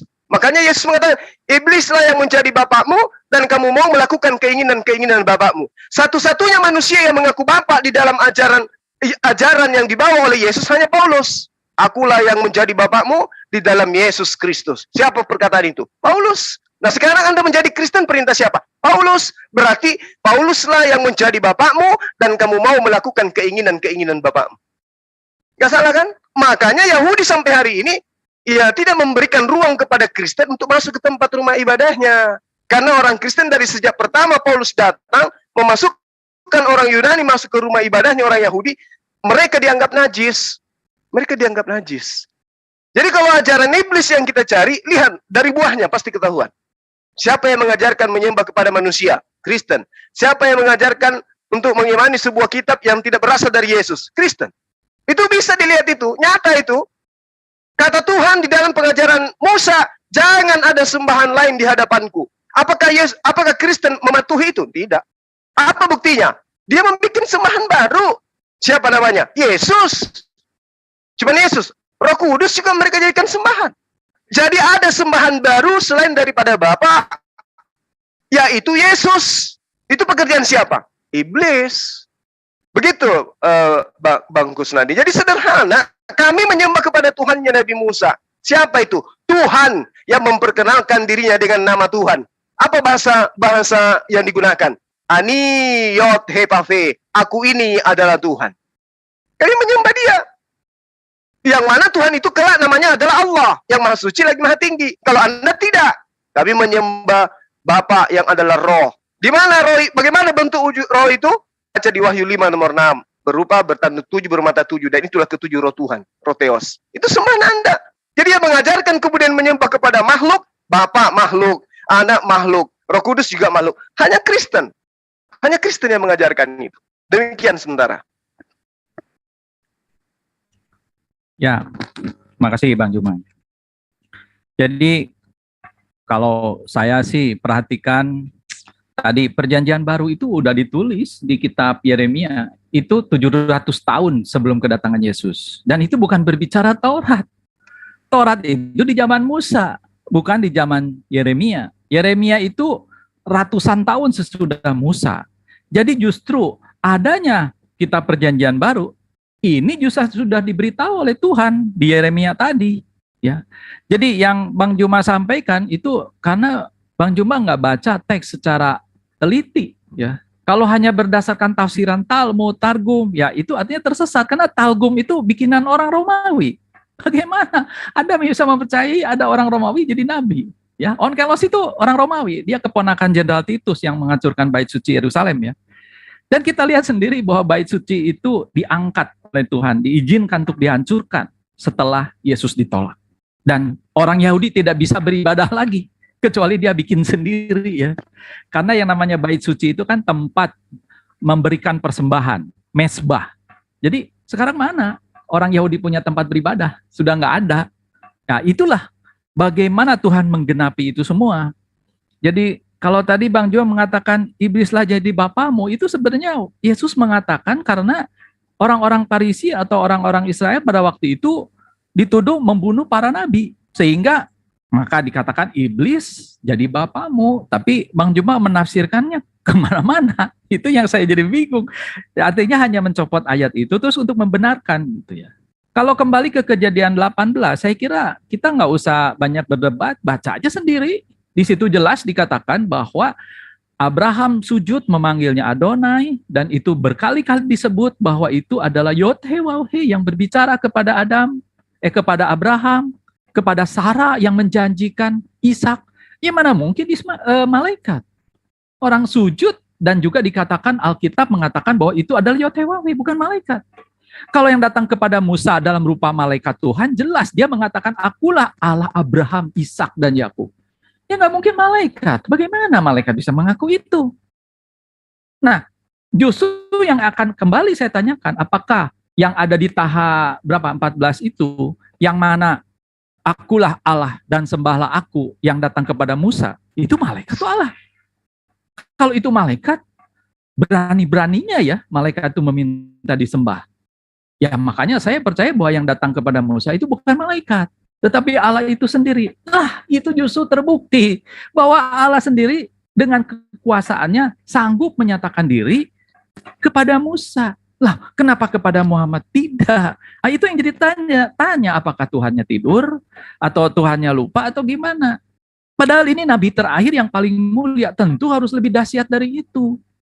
Justru kesalahpahaman Bang Juma itu adalah membuat apa yang terjadi di Perjanjian Lama diselewengkan karena teksnya memang seperti itu, Bang Juma. Kalau sekarang Yudaisme punya tafsiran lain, ya karena di dalam penafsirannya yang dia baca bukan teks daripada Torah, yang dia baca adalah teks Targum yang orang Romawi itu. Justru yang sebenarnya orang-orang Yahudi saya baca di hadis justru banyak dibenci oleh Nabi sendiri. Ya, bagaimana mungkin sekarang dengan Islam menjadi bisa bertemanan gitu. Dan mungkin Anda lupa bahwa nabi atau rabi yang sangat terkemuka sekarang ini yang dikenal oleh orang Israel adalah Rabi Maimonides atau Rambam.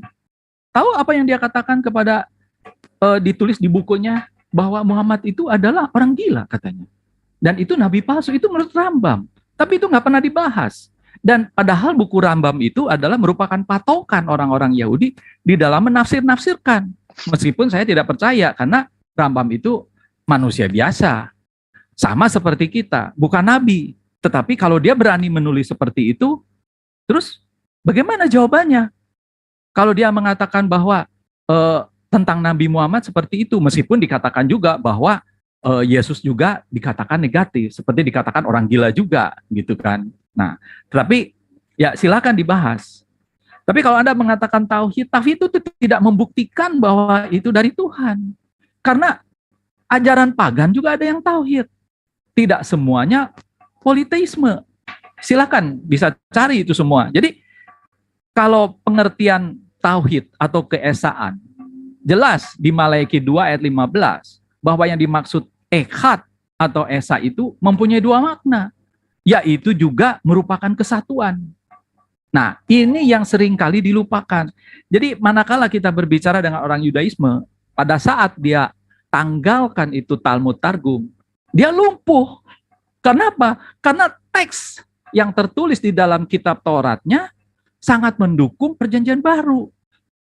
Itulah sebabnya ini yang akhirnya dieksploitir oleh teman-teman, sehingga seolah-olah Tuhan itu nggak bisa dilihat. Tuhan itu jelas kalau dia berkehendak, dia bisa dilihat. Karena terbukti kepada para nabi. Kalau sekarang dikatakan dia nggak bisa dilihat, jangan-jangan Anda sudah di brainwash gitu. Karena nabi Anda memang tidak pernah melihat, tidak pernah mendengar, seperti halnya nabi-nabi Israel sebelumnya. Nah, ini yang sebenarnya yang harus dipertimbangkan. Nah, kembali kepada apa endingnya? Ya, kita lihat. Apakah Anda rela dikatakan bahwa Anda bagian dari pagan? Ya tentu enggak rela kan. Nah itu yang harus Anda jelaskan. Karena hadis itu sering saya dengar dan mengatakan bahwa siapa yang mirip sebuah kaum, dia adalah bagian dari kaum. Jadi bagaimana Anda bisa membantah hadis itu? Dan apakah Anda katakan berbeda? Ya jelas banyak kemiripan. Hajinya mirip, poligaminya mirip, sa'inya mirip, tawafnya mirip. Kemudian mabitnya mirip, wukufnya mirip. Banyak kemiripan. Jadi itu yang harus dijelaskan gitu, Bang Juma. Sedangkan kami itu dengan adanya pengakuan Sang Pencipta yang disaksikan banyak orang, itu udah lebih dari cukup. Kesaksian dari Presiden aja luar biasa, apalagi ini Pencipta langit dan bumi. Ya, itu sekian dari saya, makasih. Oke, baik. Jadi kalau berbicara mengenai mirip-mirip, ya saya katakan 100% Kristen dan pagan itu mirip. Itu kesimpulan terakhir dari saya. Pagan makan babi, yes. Oke. Pagan sunat enggak? Enggak. Pagan menyembahnya makhluk? Yes. Ada berapa Tuhan pagan? Banyak, lebih dari satu. Nah, lalu kemudian ketika Anda mengatakan yang datang kepada Abraham itu adalah Tuhan. Gak ada, saya katakan gak ada satu rabi Yahudi pun yang mengatakan bahwa Hasem, Yotepape itu pernah nusul menjadi makhluk. Gak ada. Kalau menyatakan diri, ya Allah menyatakan diri melalui perantaraan makhluk, yes. Kalau Anda mengatakan Tuhan itu harus wujud, itu pagan. Karena saya, Yesus, Musa dan semuanya mengimani Tuhan itu nggak bisa wujud di atas muka bumi, nggak bisa. Makanya kalau Anda melihat secara nyata di dalam kitabnya Bani Israel, Keluaran 3 misalnya, yang Anda katakan Tuhan itu salah. Itu adalah malaikat. Coba Anda baca di nomor 2 dari Keluaran 3. Siapa yang datang, Tuhan atau malaikat? Malaikat. Jadi malaikat yang datang. Kemudian menyampaikan apa yang Tuhan kehendaki. Nah, seperti dalam surat Taha. Innani anallah la ilaha illa ana. Allah menyatakan diri kepada Musa alaihissalam dengan menyampaikan suaranya. Bukan berarti Allah datang ke sana. Sama ketika Anda ada di Jakarta. Apakah saya harus ke Jakarta supaya saya suara sampai? Enggak. Cukup menggunakan data yang ada, alat yang ada di bawah kekuasaan saya untuk kemudian menghantarkan suara saya. Tapi saya nggak bisa ke situ. Kenapa saya nggak bisa ke sana? Karena saya bisa menyatakan diri tanpa harus ke sana. Demikianlah Tuhan. Ngapain dia harus ke alam semesta ini? Sementara dia adalah maha besar.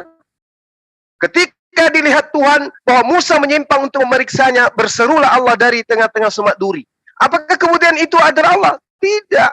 Itu adalah malaikat, tapi yang didengarkan adalah suara Tuhan. Karena Tuhan menyatakan diri melalui malaikat itu. Musa, Musa. Jawab Musa kemudian, ya Tuhan. Lalu di data-data selanjutnya dikatakan, yang bersuara itu adalah malaikat Tuhan. Coba Anda baca satu perikop Keluaran 3 itu. Jadi yang datang kepada Adam, kepada Abraham itu adalah malaikat. Dan sebagai malaikat diterangkan dalam beberapa literasi setelahnya, misalnya di dalam kitab Kejadian, Keluaran, itu malaikat semua tuh yang berkata. Dan ada cuma dikatakan berfirmanlah Tuhan. Artinya ketika malaikat itu datang, dia mewakili Tuhan. Jadi boleh dikatakan berfirmanlah Tuhan. Kenapa? Malaikatnya sedang menyampaikan firman Tuhan. Makanya Yesus, sekali lagi saya katakan, makanya Yesus menerangkan di dalam Yohanes 10, bukankah di dalam kitabmu diterangkan siapapun yang diserahi tugas untuk menyampaikan firman, maka dia adalah Allah. Kalau malaikat yang diperintahkan, dia mengaku Allah. Itu. Kalau awan yang diperintahkan, awan itu mengaku Allah. Kalau yang datang itu adalah semak duri itu mengaku Allah. Kalau api itu mengaku Allah. Kenapa? Dia sedang menyampaikan firman Allah. Yang pagan kemudian ketika dikatakan terdengar suara dari pasar, maka pasar itu adalah suara. Oh, salah. Yesus mengatakan, akulah Allah. Bukan berarti dia itulah Tuhan. Dia sedang menyampaikan firman Tuhan. Gitu loh. Nah, lalu kemudian ketika Anda mengatakan, kalau ada Tuhannya tidak nampak, berarti itu adalah paganisme. Anda harus lihat di dalam 1 Korintus 1 nomor 17. Hormat dan kemuliaan sampai selama-lamanya bagi Raja segala zaman. Allah yang kekal, yang tak nampak, yang tak nampak, yang esa. Amin. Lalu kemudian katakan Yohanes 5 nomor 37. Bapa yang mengutus aku, dialah yang bersaksi tentang aku. Kamu tidak pernah mendengar suaranya. Wajahnya pun tidak pernah kamu lihat. 1 Yohanes 4 nomor 12, tidak ada seorang pun yang pernah melihat Allah. Jika kita saling mengasihi, Allah telah ada di dalam kita, dan kasih-Nya sempurna di dalam kita. 1 Timotius 6 nomor 16, dialah satu-satunya yang tidak takluk kepada maut, bersemayan dalam terang dan tak terhampiri. Seorang pun tak pernah melihat dia, dan memang manusia tidak dapat melihat dia. Baginya lah hormat dan kuasa yang kekal. Amin. 2 Petrus 1 nomor 17, kami menyaksikan bagaimana Yesus menerima kehormatan dan kemuliaan dari Allah. Bapa ketika datang kepada Yesus, suara dari yang maha mulia yang mengatakan, inilah anakku yang kukasihi, kepadanya aku berkenan. Jadi, apa yang Anda katakan Tuhan itu harus terlihat, harus nampak, itu ajaran pagan. Kitab Anda sendiri mengatakan Tuhan itu tak nampak. Tidak ada orang yang pernah melihat Allah. Jadi yang datang kepada para nabi itu hanya malaikat yang menyatakan diri sebagai utusan Tuhan dengan mengaku Allah. Sama seperti saya ini. Ketika saya berdiri di atas mimbar, apa yang saya katakan? Innani anallah. Coba artikan ke dalam bahasa Indonesia. Apa yang aku katakan itu? Artinya, aku ini adalah Allah. Apa betul yang di atas mimbar itu adalah Allah? Bukan, dia sedang membahas, menyampaikan firman Allah. Aku sedang menyampaikan firman Allah. Innani anallah, la ilaha illa ana. Apakah kemudian semua itu adalah Allah? Hanya karena dia mengatakan tiada Tuhan selain aku? Tidak, dia sedang membicarakan firman Allah. Jadi ketika ada diceritakan dalam kitabnya Bani Israel yang hanya terjemah di kitab Anda, pahami. Allah sedang menyatakan diri melalui malaikat. Allah sedang menyatakan diri melalui manusia. Tapi bukan malaikat, bukan manusia, itu adalah Allah. Itu yang perlu Anda pahami. Ketika saya menyatakan diri melalui HP Anda, HP itu bukan saya. Jangan Anda anggap HP itu adalah saya.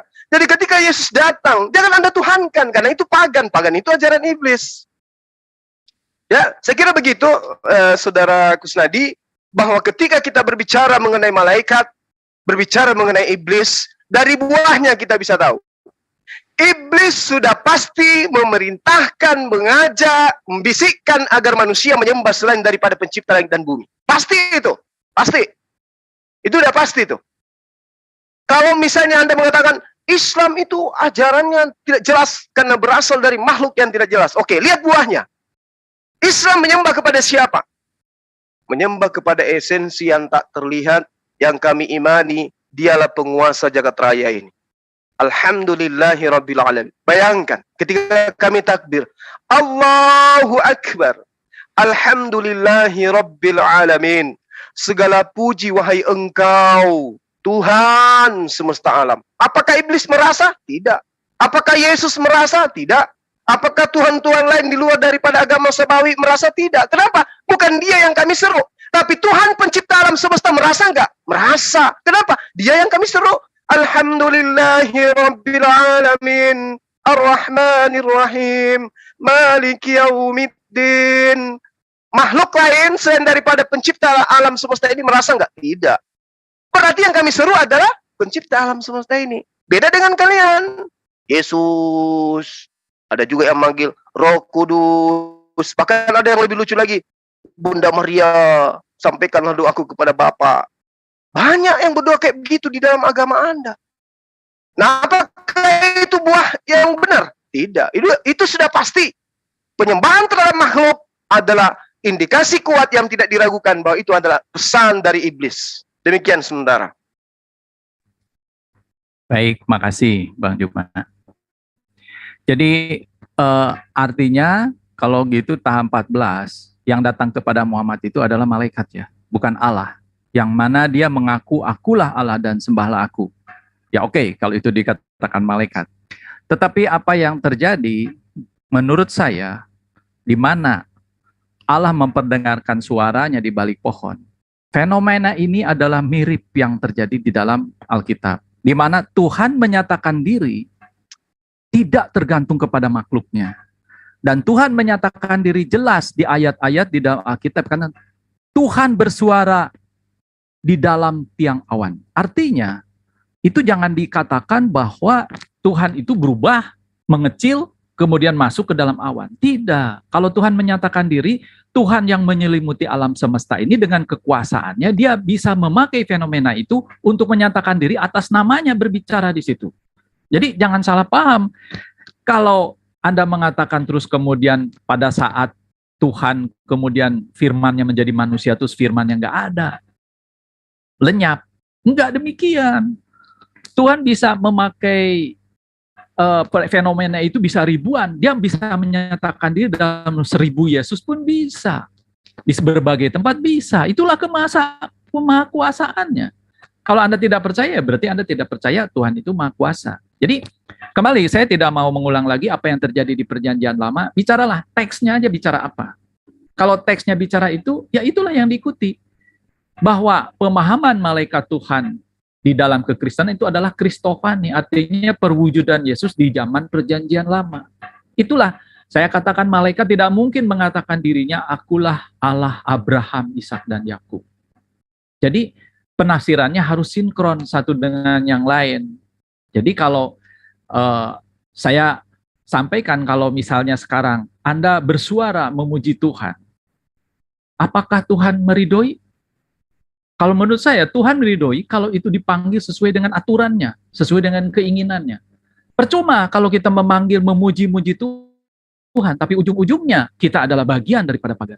Artinya kita melanjutkan apa yang dulu terjadi di sana. Di mana dulu iblis disembah-sembah di sana. Terus kemudian kita katakan bahwa itu dari Tuhan, itu yang jadi pertanyaan. Karena yang hadis itu bukan saya loh. Bukan dari kekristenan, hadis itu datang dari yang Anda percayai. Yang mana bahwa kalau mirip sebuah kaum, ya bagian dari kaum itu. Dan itu tidak kami imani. Di dalam Kristen nggak ada yang begitu. Tapi kalau Bang Juma mengimani hadis itu, berarti Anda juga mengimani bahwa Anda bagian daripada zaman jahiliyah. Nah, siapa sebenarnya yang melakukan ritual-ritual di zaman jahiliyah itu? Yang begitu banyak, yang Anda nggak bisa bantah. Itu semua adalah milik paganisme. Jadi, bagaimana Anda mempertanggungjawabkan Anda di satu sujud menyembah Tuhan yang esa, yang tauhid, dan sebagainya, tetapi kok ujung-ujungnya ke sana? Makanya itu yang harus dipertanyakan, apakah kedatangan daripada makhluk itu untuk menyempurnakan ajaran Taurat? Saya kira tidak pernah ada tanda-tanda nabi-nabi Israel melakukan ibadah haji, melakukan tawaf, melakukan yang lain-lain seperti yang Anda sebut. Sepanjang abad sejak Adam sampai kepada kitab perjanjian lama yang terakhir, tidak ada indikasi seperti itu. Rumah Tuhan itu yang dimaksud adalah mesbah, di mana bangsa Israel mengorbankan darah binatang di situ. Nah, apa yang terjadi rumah Tuhan yang disebut Baitullah itu tidak demikian, Bang Juma. Jadi Kembali yang jadi pertanyaan, apakah ini? Ya, ini bukan menurut saya, tapi pertanyaan, apakah ini tujuan dari makhluk itu? Nah, itu yang harus Bang Jukma jawab. Oke, makasih. Iya, baik Bang Satria ya. Jadi ketika Anda mengatakan, apakah kemudian penganut Torah pernah berhaji? Nah, sama. Apakah kemudian penganut Torah juga pernah menyembah manusia Yesus? Sama, Pak. Sama gitu. Tapi yang berbedanya kemudian adalah bahwa ketika haji ini ada di dalam pengajaran malaikat Jibril, jauh-jauh sebelumnya Tuhan sudah menubuatkan itu. Tapi penyembahan terhadap manusia itu tidak pernah Tuhan nubuatkan. Bahkan Tuhan mengatakan tidak ada yang dibentuk sebelum dan sesudah aku. Siapakah mereka yang membentuk Tuhan dalam rupa patung? Itu ada, Pak, semua nubuatan, hujatan-hujatan Tuhan terhadap ajaran Anda gitu loh. Yesaya 45 nomor 6. Ya. Semua orang harus tahu. Coba. Tidak ada Tuhan di luar aku. Yesus di luar Tuhan karena dia manusia. Tuhan bukan manusia. Dan itu Anda anut. Tapi kemudian ketika berhaji, jangankan berhaji Bapak, jangankan hukum Torah, Yesus yang datang di abad pertama pun mengatakan, masih banyak yang ingin aku ajarkan, tapi kamu belum sanggup untuk menanggungnya. Nah, kalau ajaran haji sudah diwajibkan bagi orang-orang terdahulu, berarti Tuhan itu tidak maha melihat, berarti Tuhan itu tidak maha kuasa, bahwa Tuhan itu tidak maha bijaksana. Kenapa? Belum saatnya, belum zamannya hukum itu ditegakkan, karena kemampuan pada masa itu belum bisa ada yang melakukan perjalanan sampai ribuan kilometer, belum ada. Sampai ratusan kilometer, ratusan seribu kilometer, belum ada pesawat. Maka haji diwajibkan bersamaan dengan kesempurnaan ajaran tauhid, bersamaan dengan kesempurnaan syariat, bersamaan dengan modernisasinya manusia. Ada kapal, ada pesawat, barulah kemudian perintah itu datang kepada manusia. Nah, nubuatannya ada, tapi nubuatan penyembahan terhadap manusia itu nggak ada. Ulangan 12 nomor 5 yang saya terangkan tadi. Tetapi tempat yang akan dipilih Tuhan. Jadi Tuhan akan memilih tempat dari segala sukumu, ya, sebagainya untuk menegakkan namanya di sana. Jadi ada tempat yang akan dipilih oleh Tuhan, di mana tempat itu namanya akan digaungkan di sana selama-lamanya. Kata Tuhan di dalam Ulangan 12 nomor 5, tempat itulah yang harus kamu cari dan kesanalah harus kamu pergi. Ini di mana ini tergenapinya? Perhatikan, tidak mungkin. Di Israel nggak mungkin. Satu-satunya tempat yaitu di Mekah. Di sanalah tempat nama Tuhan itu digaungkan siang dan malam tanpa henti-henti. Apalagi kalau kita membaca kitab Yesaya, Pak. Segala domba kedar, nebayot yang akan terhimpun kepadamu dan seterusnya. Itu di mana terjadinya tuh, Pak? Hanya ada di Mekah. Keturunan Ismail, hewan-hewannya itu terhimpun ke sana, Pak. Itu. Terkait dengan Anda mengatakan dari sejak Nabi Musa, dari hukum Torah mempersembahkan darah. Betul. Tapi darah hewan. Kami juga anut itu. Tapi kalau dibilang darah manusia, nah ini. Apalagi kalau Anda melihat dalam Yehezkiel 40 nomor 2. Di situ dengan terang adanya bangunan berbentuk kubus yang diperintahkan untuk dibuat. Diukur ke sebelah timur 500 hasta, ke barat 500 hasta dan seterusnya. Bentuk kubus dia, Pak. Keempat sisinya itu sama. Nah, itu di mana terjadinya? Hanya ada di Mekah. Ya, itu yang perlu Anda pahami. Jadi ketika Anda mengatakan tak pernah ada orang Yahudi melakukan haji, ya memang karena pada saat itu belum disyariatkan. Harusnya Anda berpikir, kok mereka nggak pernah menyembah manusia ya? Nggak pernah mempersembahkan manusia ya? Cuman ada di ajaran Kristen. Nah, itu yang perlu Anda pahami. Makanya saya katakan, antara malaikat dan iblis bisa kita lihat dari buahnya.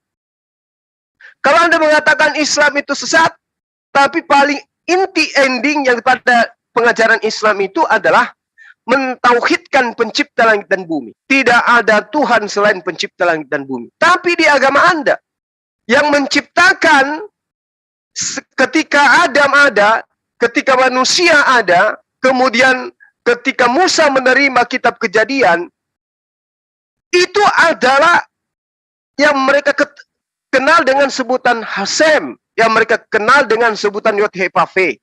Dan itu bukan manusia. Itu adalah sesuatu kekuatan yang gaib, yang tidak bisa kemudian dicerminkan atau diperlihatkan atau divisualisasikan dengan gambar atau materi. Tapi di Kristen berubah menjadi roh bertanduk 7, bermata 7. Berubah menjadi manusia, berubah jadi burung merpati, berubah jadi domba, anak domba, dan seterusnya.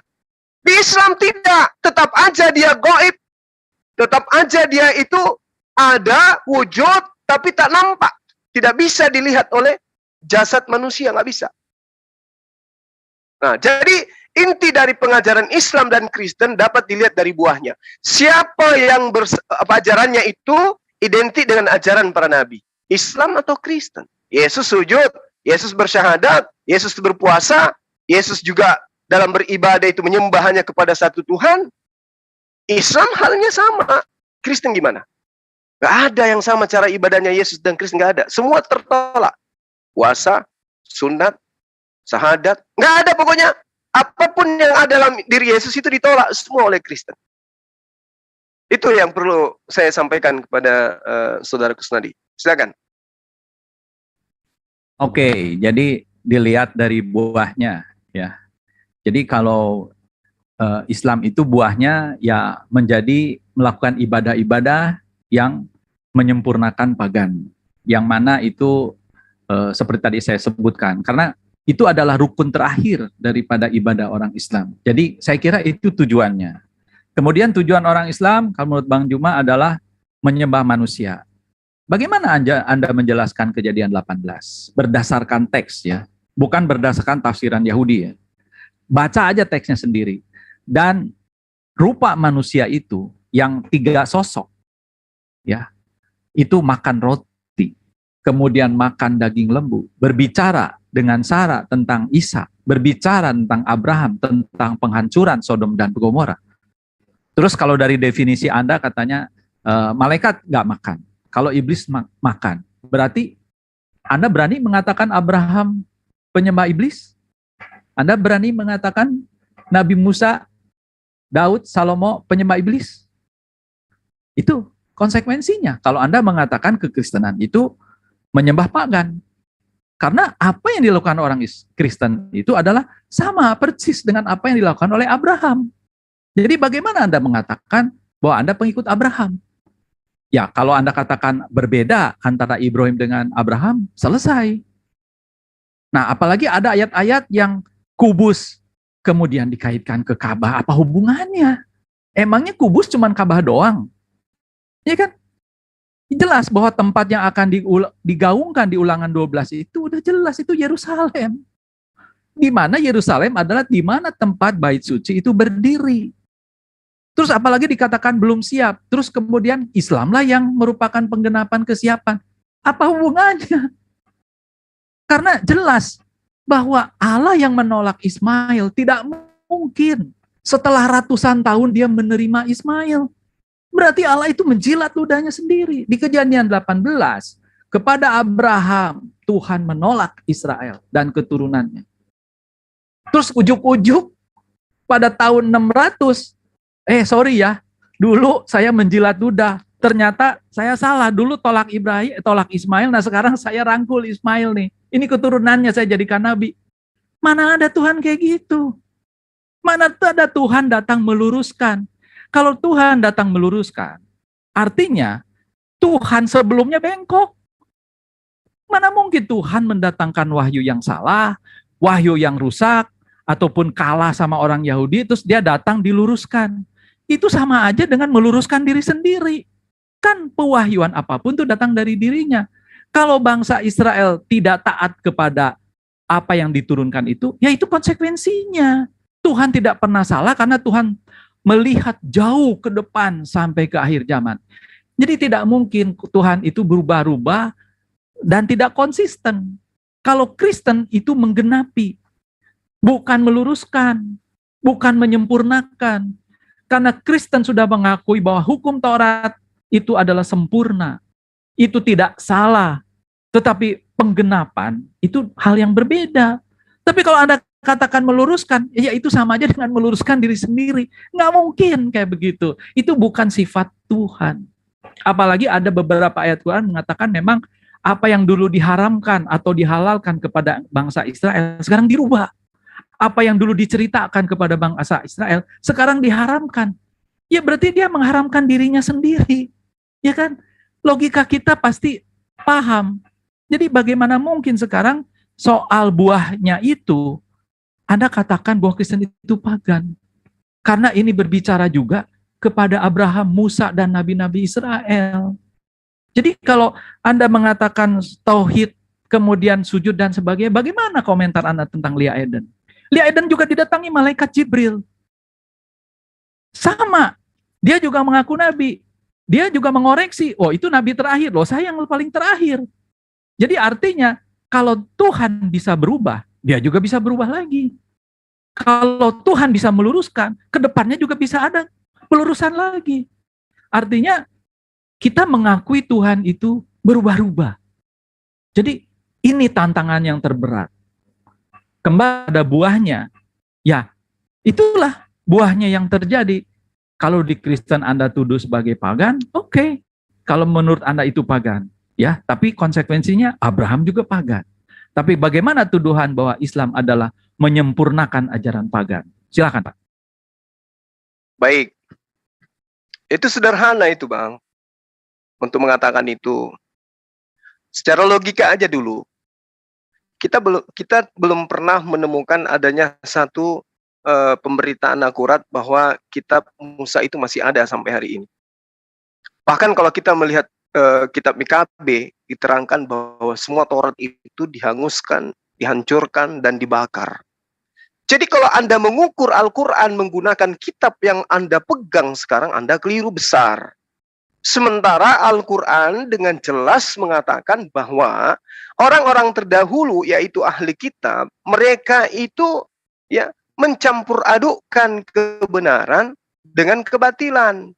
Makanya diterangkan ya ahlal kitab lima talbisunal haqqa bil batil wa taktumul haqqa wa antum ta'lamun.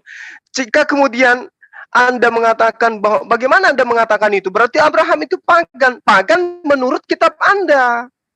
Makanya saya katakan bahwa jangan Anda mengukur Al-Quran sesuai dengan kitab Anda. Dan jangan mengukur Abraham dalam perspektif yang absolut dengan kitab yang Anda pegang. Karena tidak ada yang bisa menjamin bahwa kitab yang Anda pegang sesuai dengan apa yang Musa pegang. Nggak ada jaminan itu. Ya ahlal kitabi lima takfuruna bi ayatillah wa antum tashhadun. Mengapa engkau mengingkari ayat-ayat Allah, wahai ahli kitab, padahal engkau mengetahui? Mengapa engkau mencampur adukkan yang hak dengan yang batil dan menyembunyikan kebenaran padahal engkau mengetahui? Itu 1400 tahun silam. Contoh misalnya, kenapa saya mengatakan bahwa apa yang saudara terangkan itu sudah ada dilakukan nubuatannya oleh nabi-nabi terdahulu. Jadi kita tidak mengada-ngada. Di dalam kitab Keluaran itu sudah dijelaskan bagaimana kemudian perintahnya, bagaimana kemudian apa yang digenapi hari ini itu sudah pernah diajarkan oleh nabi-nabi terdahulu. Jadi tidak ada dasar pijakan Anda untuk mengatakan Al-Quran itu salah, apa yang dibatalkan Al-Quran itu karena dasar pijakan kitab Anda. Namun, kalau dicampur adukkan, kata Al-Quran, berarti ada firman Allah, ada sabda para nabi yang dicampur adukkan dengan perkataan-perkataan manusia biasa. Contoh misalnya, di dalam Keluaran 23 nomor 17.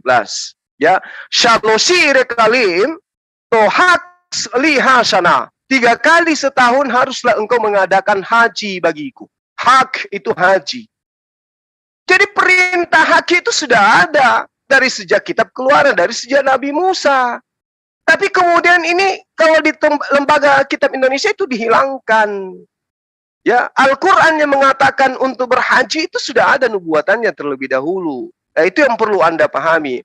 Jadi ketika kemudian dikatakan Kristen itu pagan dengan perspektif yang saya bangun, itu yang tertera di dalam kitabnya orang-orang terdahulu, yaitu orang-orang Yahudi yang Anda pakai terjemahannya hari ini.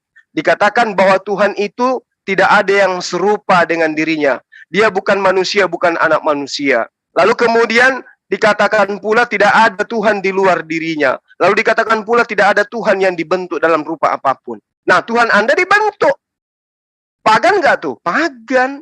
Karena Tuhannya Yahudi nggak dibentuk. Ketika Anda mengatakan apa yang tertulis? Nah, masalahnya yang tertulis itu kita tidak ada jaminan bahwa begitu yang tertulis yang Musa terima. Nah, kalau Anda mengatakan Ismail itu Tuhan itu kemudian datang mengingkari di abad ke-6. Oh tidak, itu dulu saya. Oh bukan kayak begitu. Yang benar adalah Tuhan kembali menyatakan kebenaran yang dulu pernah dinyatakan kepada para nabi, yang dihapuskan, yang dibolak-balikkan oleh umat terdahulu. Tuhan kemudian datang kembalikan ajaran itu. Itu fakta. Makanya kalau kita melihat pengajaran penulisan-penulisan di dalam kitab Anda, dikatakan ada tertulis di kitab Torah, tapi tertulisnya bukan di Torah, malah tertulisnya di Mazmur. Ada mengatakan tertulisnya di Mazmur, ternyata tertulisnya di Yesaya. Ada yang mengatakan tertulis di hukum Torah, tapi ternyata tertulisnya di Habakuk dan seterusnya. Inilah yang kemudian ditorehkan oleh Al-Quran bahwa orang-orang terdahulu itu mencampur adukkan semua itu.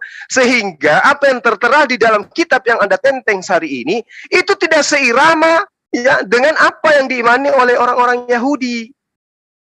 Kenapa orang Yahudi tidak pernah menganggap kitab Anda itu memberi ruang kepada kitab Anda Perjanjian Baru itu? Kenapa rupanya?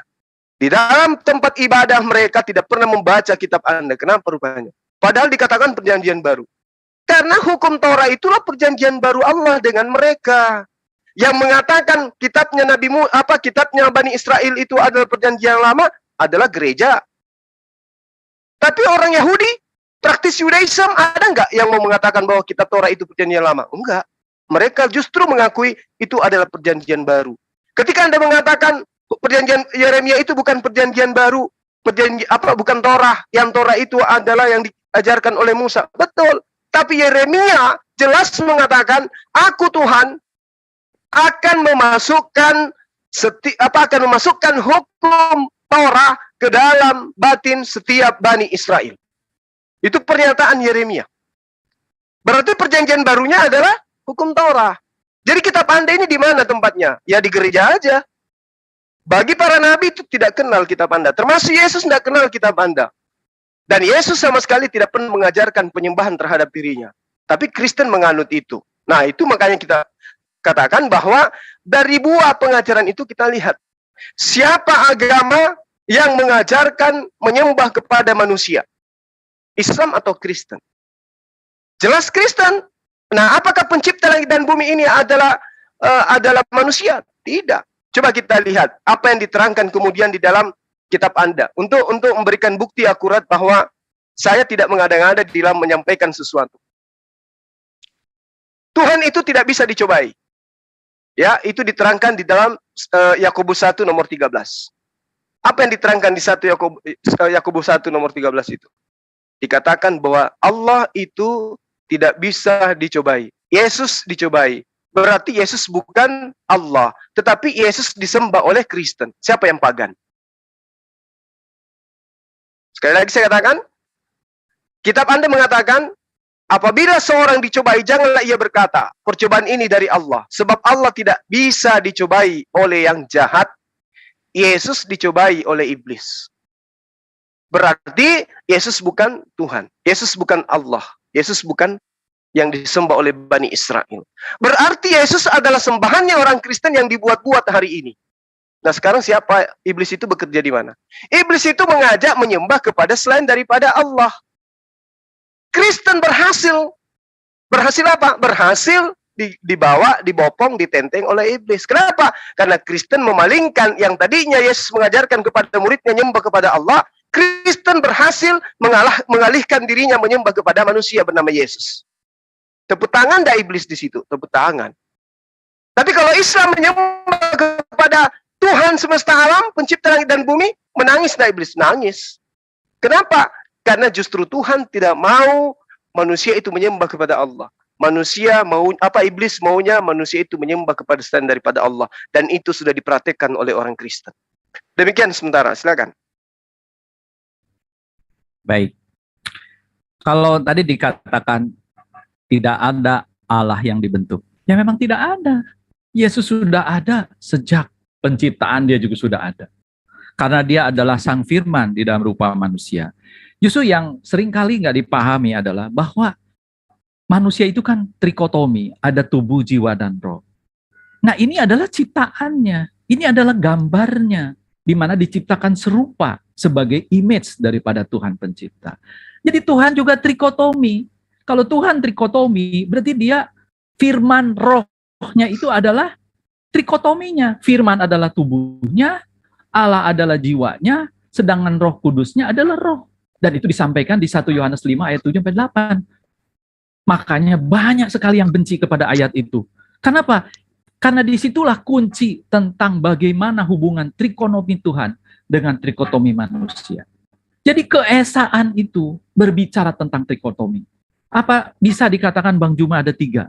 Ya enggak, 1 dong. Loh kok 3? Kenapa? Loh ada tubuhnya, ada jiwanya, ada rohnya. 3. Ya iya, karena itulah bicara kesatuan. Jadi ekat itu bicara bukan hanya 1, tapi juga kesatuan. Bisa kita lihat di Maleakhi 2 ayat 15, di mana Tuhan menyatakan keesaan itu, juga sekaligus dia menyatakan kesatuan. Kesatuan antara darah dan daging, kesatuan suami istri, itu adalah ekat juga. Jadi tuduhan bahwa Kristen itu adalah Allah yang baru dibentuk, keliru. Ya, dari awal juga sudah ada Yesus itu. Nah, sekarang tadi Yesus dicobai. Ya, karena begitu Tuhan, Sang Firman itu menyatakan diri, di Filipi sudah dikatakan bahwa dia melepaskan seluruh kemuliaannya untuk menjadi manusia. Artinya, dia meninggalkan kemahatauannya untuk bisa menjadi manusia. Kalau tidak demikian, dia nggak bisa jadi manusia. Itulah sebabnya iblis datang mencobai. Kenapa? Karena saat itu Yesus tidak maha tahu. Lalu bagaimana Yesus bisa melakukan mujizat? Karena Bapa melakukan mujizat bersamanya. Loh, kok ada juga Yesus tahu hari kematiannya, bahwa dia akan disalib? Karena Bapa yang memberitahu. Kalau Bapa tidak memberitahu, dia juga nggak tahu. Contohnya tentang hari kiamat. Karena dia sudah melepaskan kemahatauannya itu. Tapi manakala dia sudah bangkit, dia kembali ke kemuliaannya itu, ya. Jadi itu sesuai dan sejalan dengan apa yang dituliskan di dalam Alkitab. Saya baru dengar sebenarnya kalau dikatakan Taurat dibakar, ya, karena nggak pernah saya mendengar Taurat itu dibakar. Bahwa Taurat kemudian ditulis ulang, itu atas bimbingan dan pimpinan Tuhan dan pimpinan Roh Kudus, sehingga meskipun loh batu itu dibuang oleh Musa dan berkeping-keping karena marah bangsa Israel menyembah lembu emas, Tuhan suruh menulis lagi, dia tulis ulang. Terus apa susahnya Tuhan menuliskan Taurat lagi kalau itu hilang? Tapi nggak ada yang dibakar. Yang peristiwa pembakaran kitab suci adanya di Quran, bukan di Alkitab. Karena penulisan Alkitab, kitab suci Quran itu pertama kali kan di zaman Abu Bakar. Ya, itu pun dengan orang pengingat-pengingat Quran yang sangat sedikit karena sudah pada mati di peperangan di Yamama. Terus kemudian baru dibakar di zaman Utsman. Jadi ini kayaknya Bang Juma keliru ya, soal pembakaran kitab suci adanya di Islam gitu. Mengenai Taurat asli, ya saya percaya Tuhan memiliki Roh Kudus. Dia menulis sampai ke akhir zaman. Beda kalau di Islam kan Roh Kudusnya hanya sampai kepada Muhammad. Tidak ada perintah menulis oleh Roh Kudus. Karena kalau ada perintah penulisan Roh Kudus kepada Zaid ataupun kepada Utsman, ya berarti Utsman dan Zaid itu nabi juga kalau begitu ya. Jadi agak bertentangan gitu dengan ajaran keislaman. Nah, soal di Keluaran 23 ayat 17, memang bangsa Israel suruh 3 kali ke Yerusalem, datang ke Bait Suci. Itu namanya berziarah. Ya berziarah, terus disamakan dengan haji, ya silakan, tapi beda maknanya. Karena bangsa Israel datang ke Yerusalem, ke Bait Suci, adalah untuk membawa persembahan, untuk sama-sama mempersembahkan korban di bait suci. Beda dengan ibadah haji. Kalau ibadah haji kan seperti sekali datang, dia berjemur wukuf di padang Arafah. Kemudian dia mabit di Mina, semalaman dia jalan sampai ke Musdalifah. Terus kemudian sa'i bolak-balik antara Safa dan Marwa. Yang nggak ada itu dilakukan oleh orang-orang Israel. Bercukur di Mina. Ya nggak ada orang Israel melakukan itu. Keliling-keliling bait suci juga nggak ada. Jadi bagaimana Anda bisa samakan? Ya kalau Anda mau katakan itu ziarah silahkan. Tetapi ziarah yang dimaksud di Keluaran 23:17 itu berbeda. Ya, jadi itu hanya mencoba mencocok-cocokkan dan menyambungkan satu dengan lain. Kalau di Perjanjian Baru ya tidak ada ditulis kitab Taurat, tetapi dikatakan law, itu artinya hukum. Artinya hukum itu mencabut kitab Taurat dan seluruh turunan-turunannya. Dan Perjanjian Baru tidak ada satupun yang bertentangan dengan Taurat. Seperti yang Yesus katakan, tidak ada satu titik pun yang dihilangkan. Tetapi yang terjadi adalah penggenapan. Karena hukum Taurat itu diturunkan oleh Tuhan supaya sampai kepada Yesus, di mana Yesus nanti adalah juru selamat yang dijanjikan, seperti yang dikatakan kepada Abraham, kepada Musa, kepada Adam. Jadi apa yang dilakukan oleh Tuhan kepada Yesus dan Perjanjian Baru seluruhnya, itu adalah semua penggenapan. Yang mana selama ini Bang Juma ini kurang memahami gitu. Nah, terus kalau kembali kepada buahnya, ya saya katakan teks aslinya begitu. Berarti Anda mau nuduh Abraham itu menyembah pagan? Ya kan tidak. Kalau kitab sucinya Anda katakan tidak jamin dengan yang asli, ya menurut Anda ya begitu, Anda meragukan ya nggak masalah. Makanya nggak heran Anda menuduh Tuhan menjilat ludahnya. Kalau tadinya dia menolak Ismail, terus kemudian dia menerima Ismail, ya saya katakan itu tidak mungkin. Itu sama aja dengan Tuhan menjilat ludahnya sendiri. Tuhan yang maha tahu udah jelas. Nggak mungkin dong. Dia sudah tahu nanti masa depan dia akan menerima Ismail. Terus hari ini dia menolak Ismail. Itu sama aja dengan dia menjilat ludahnya yang sekarang dibuang. Sekarang Bang Juma mau nggak? Anda meludah, terus Anda jilat lagi ludahnya. Kan nggak mau, ya nggak? Apalagi Tuhan. Ya nggak mau lah kalau begitu. Oke, sekian. Makasih. Oke, ya. Jadi ketika Tuhan mengatakan, engkaulah saksi-saksiku, tidak ada Tuhan yang dibentuk sebelum aku dan setelahku, kemudian dia membentuk diri dalam rupa manusia, berarti dia bukan cuma jilat ludah, tapi dia juga jilat pantatnya, berarti ya. Kalau dikatakan bahwa aku bukan anak manusia dan bukan manusia, tapi ternyata ada manusia yang menjadi Tuhan, berarti dia menjilat comberan gitu ya, maksudnya ya. Nah, saya katakan kepada saudara, apa yang Anda urai di awal di sesi ini tadi, itu Anda sedang menjelaskan tentang ajaran pagan. Tuhan datang dalam rupa manusia. Dengan Anda menjagokan Yohanes 1, yang bukan sabda Yesus, apalagi bukan firman Tuhan. Hanya tulisan orang yang dikatakan bernama Yohanes. Kan gitu ya. Lalu kemudian Anda mengatakan, Yesus itu dari semula datang. Nah ini pagannya itu di situ. Yesus mengatakan, aku datang bukan atas kehendakku sendiri.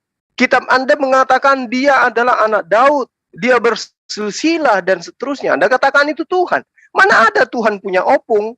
Mana ada Tuhan punya bibi, punya tante, punya saudara, punya kakek? Nggak ada itu. Itu ajaran pagan itu, Bang. Ya tapi kalau Anda ingin memaksakan kehendak Anda dengan melilit-lilit narasi yang Anda punya, silakan. Tapi faktanya buah itu nggak bisa Anda hilangkan. Ketika Anda mengatakan Ismail itu adalah bukan daripada yang dijanjikan oleh Allah, tapi faktanya yang Anda jadikan sandaran adalah kitab terjemahan saja. Anda nggak bisa membuktikan mana kitabnya Musa yang menerangkan bahwa Ismail itu ditolak. Justru kalau Anda melihat di dalam Kejadian 17, semua janji Allah kepada Abraham bukan Ishak yang menggenapi, tetapi adalah Ismail. Ketika kemudian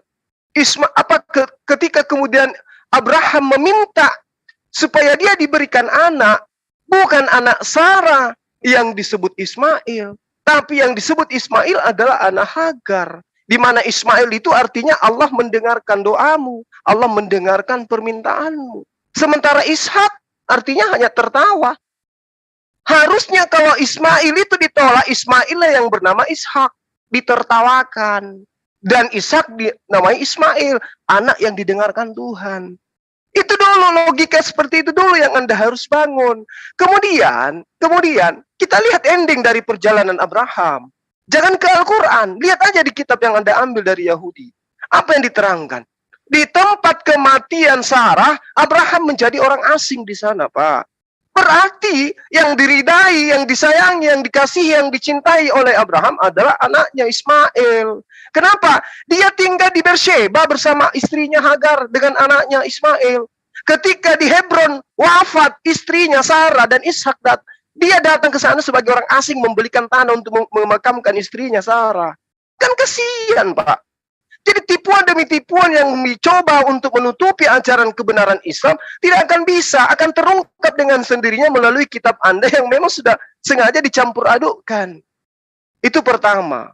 Kemudian yang kedua, coba Anda baca di dalam Galatia 4 nomor 27. Kemana kemudian Ismail dan Hagar? Dia ke Paran.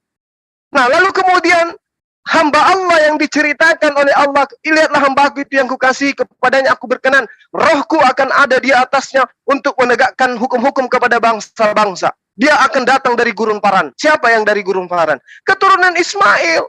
Kok bisa? Baca aja Galatia 4.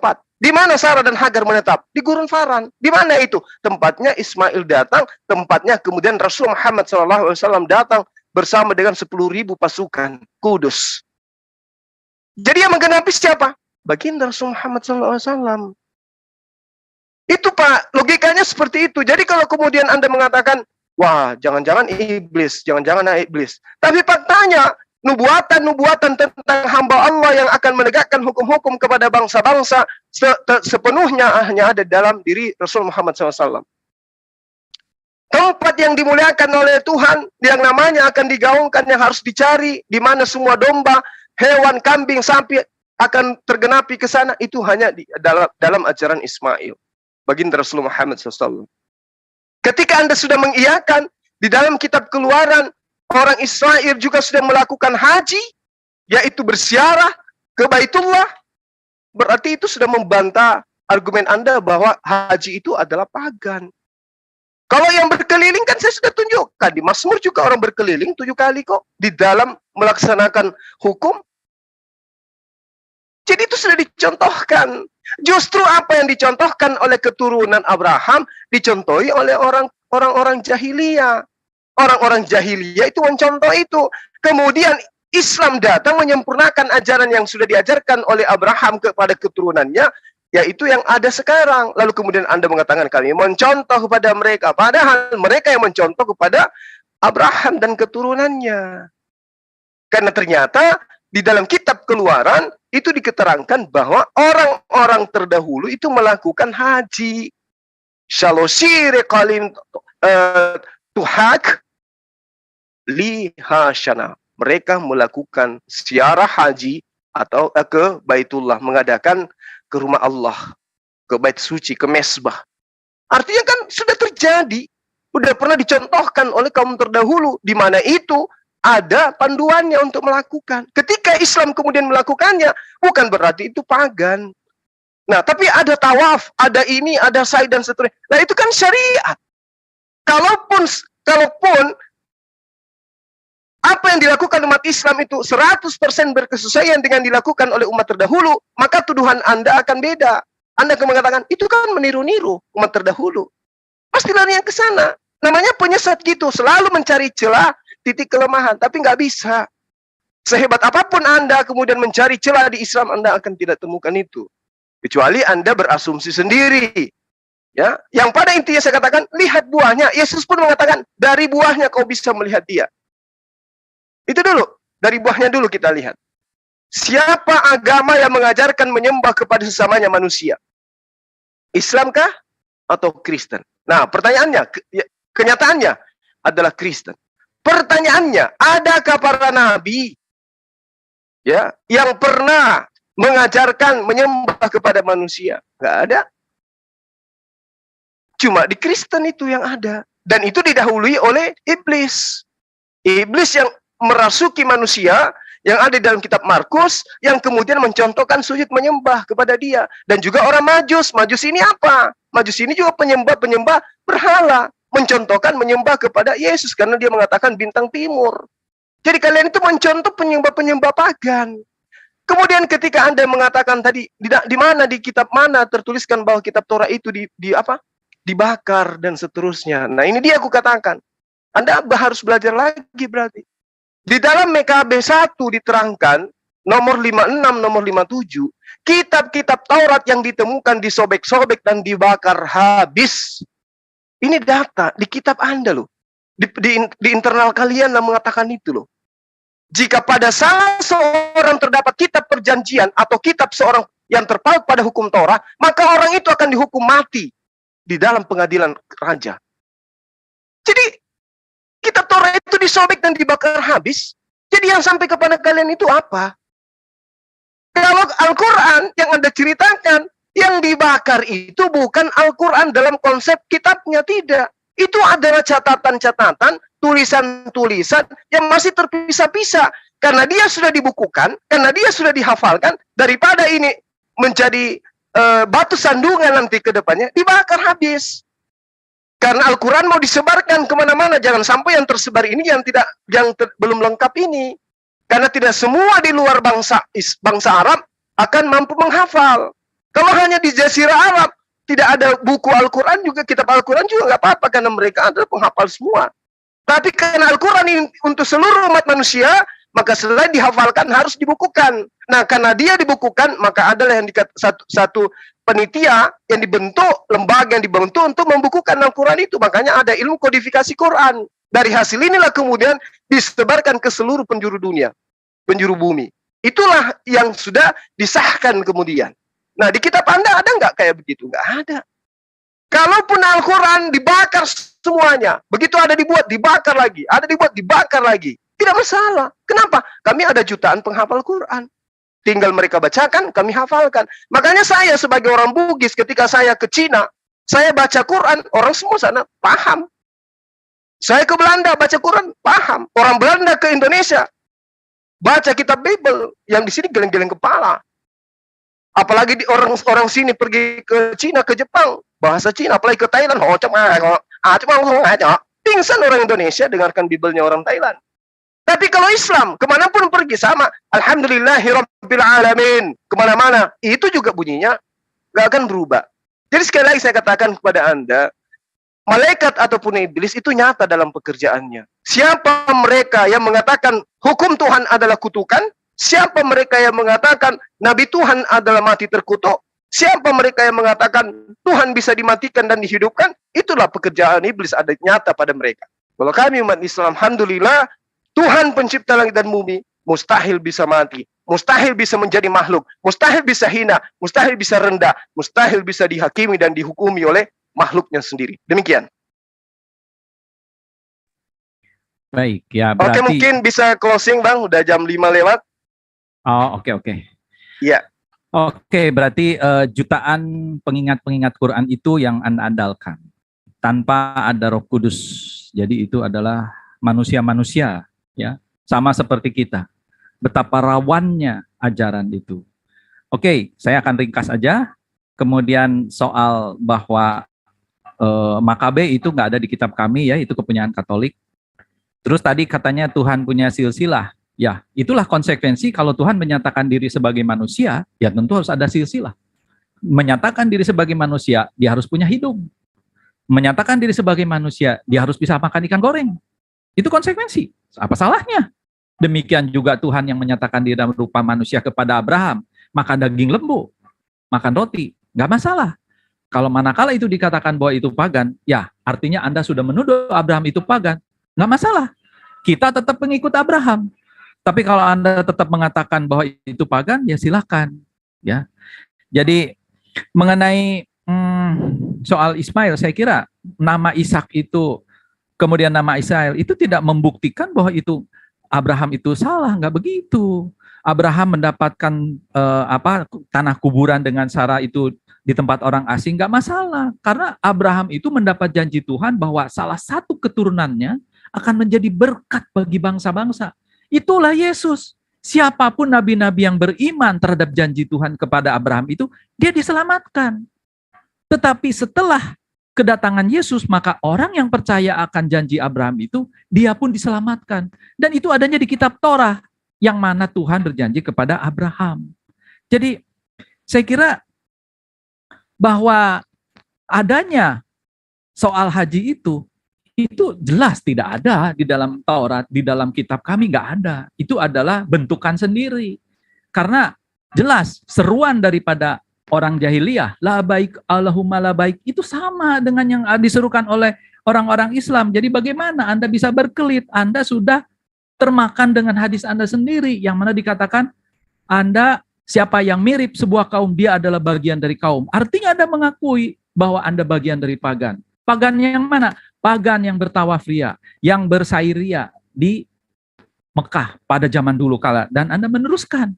Jadi ini jauh berbeda dengan Alkitab. Bagaimana Anda bisa mengkaitkan kepada Abraham?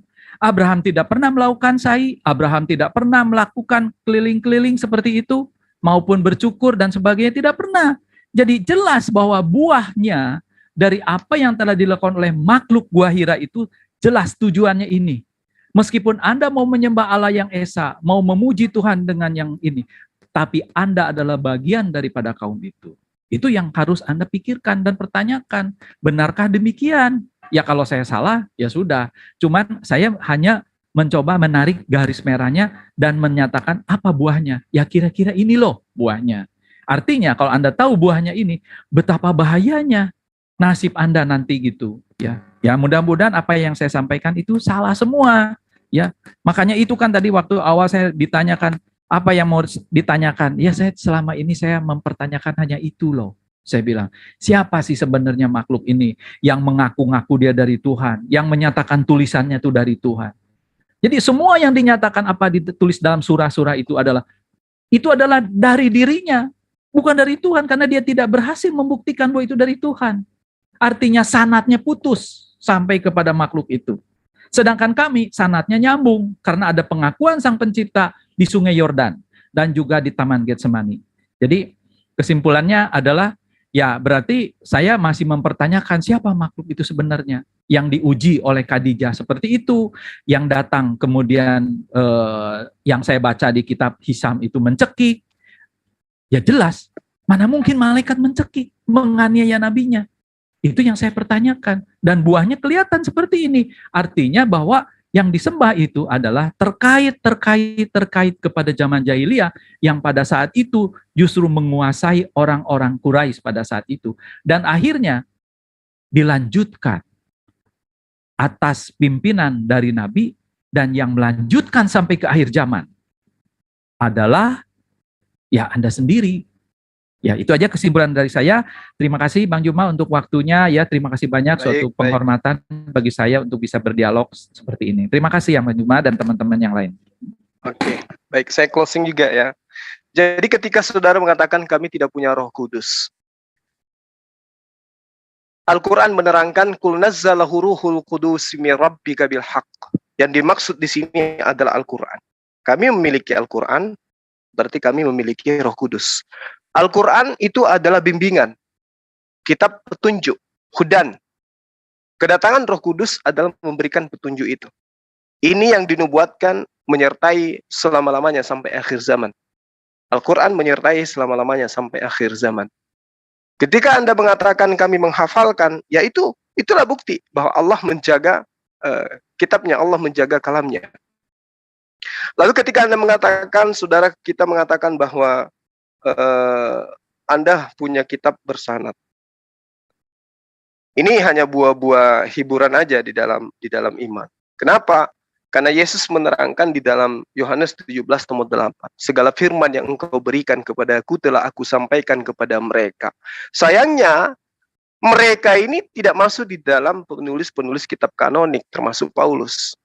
Berarti apa yang diterehkan oleh tangan-tangan penulis kitab kanonik, termasuk Paulus, itu bukan dari firman yang diterima oleh Yesus. Kenapa? Karena Yesus tidak pernah berhadapan dengan mereka. Kalau dikatakan murid-muridnya, ya memang betul. Tapi tidak dikatakan itu Yohanes, itu ini dan seterusnya. Kenapa? Paulus lebih dulu sudah menghabisi murid asli, menganiaya murid asli, dan itu Paulus akui. Jadi yang menulis ini siapa? Orang ini adalah wartawan yang mengumpulkan berita-berita yang kemudian tidak pernah bermimpi kalau catatan-catatannya itu kelak akan dianggap sebagai kitab suci. Itu yang saya ingin sampaikan.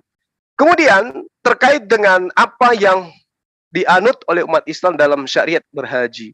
Kalau dikatakan itu adalah paganisme karena mirip dengan orang-orang yang bertawaf, orang-orang terdahulu, sangat disayangkan kitab Keluaran ternyata orang-orang terdahulu juga di dalam Mazmur juga itu melakukan tawaf keliling. Lalu kemudian berhaji, mereka juga berziarah ke Baitullah, ke Bait Allah, ya. Artinya mereka juga boleh dikategorikan kalau dikatakan tuduhan itu, tapi itu cuma akal-akalan saja. Yang paling terpenting kemudian adalah umat Islam menyembah kepada satu Tuhan, nabi-nabi satu Tuhan. Umat Islam puasa, kemudian sujud, sholat dalam beribadah, mentauhidkan pencipta langit dan bumi, sunat dan seterusnya. Nah, artinya kalau yang tadi dijadikan sebagai dasar pijakan, lebih banyak kesamaan kepada para nabi daripada yang tidak sama. Ketika kemudian para nabi, ketika mereka menebus dosa dengan binatang, kami justru sedunia akan mengorbankan binatang juga di dalam beribadah. Dan itu dikenal dengan Idul Kurban.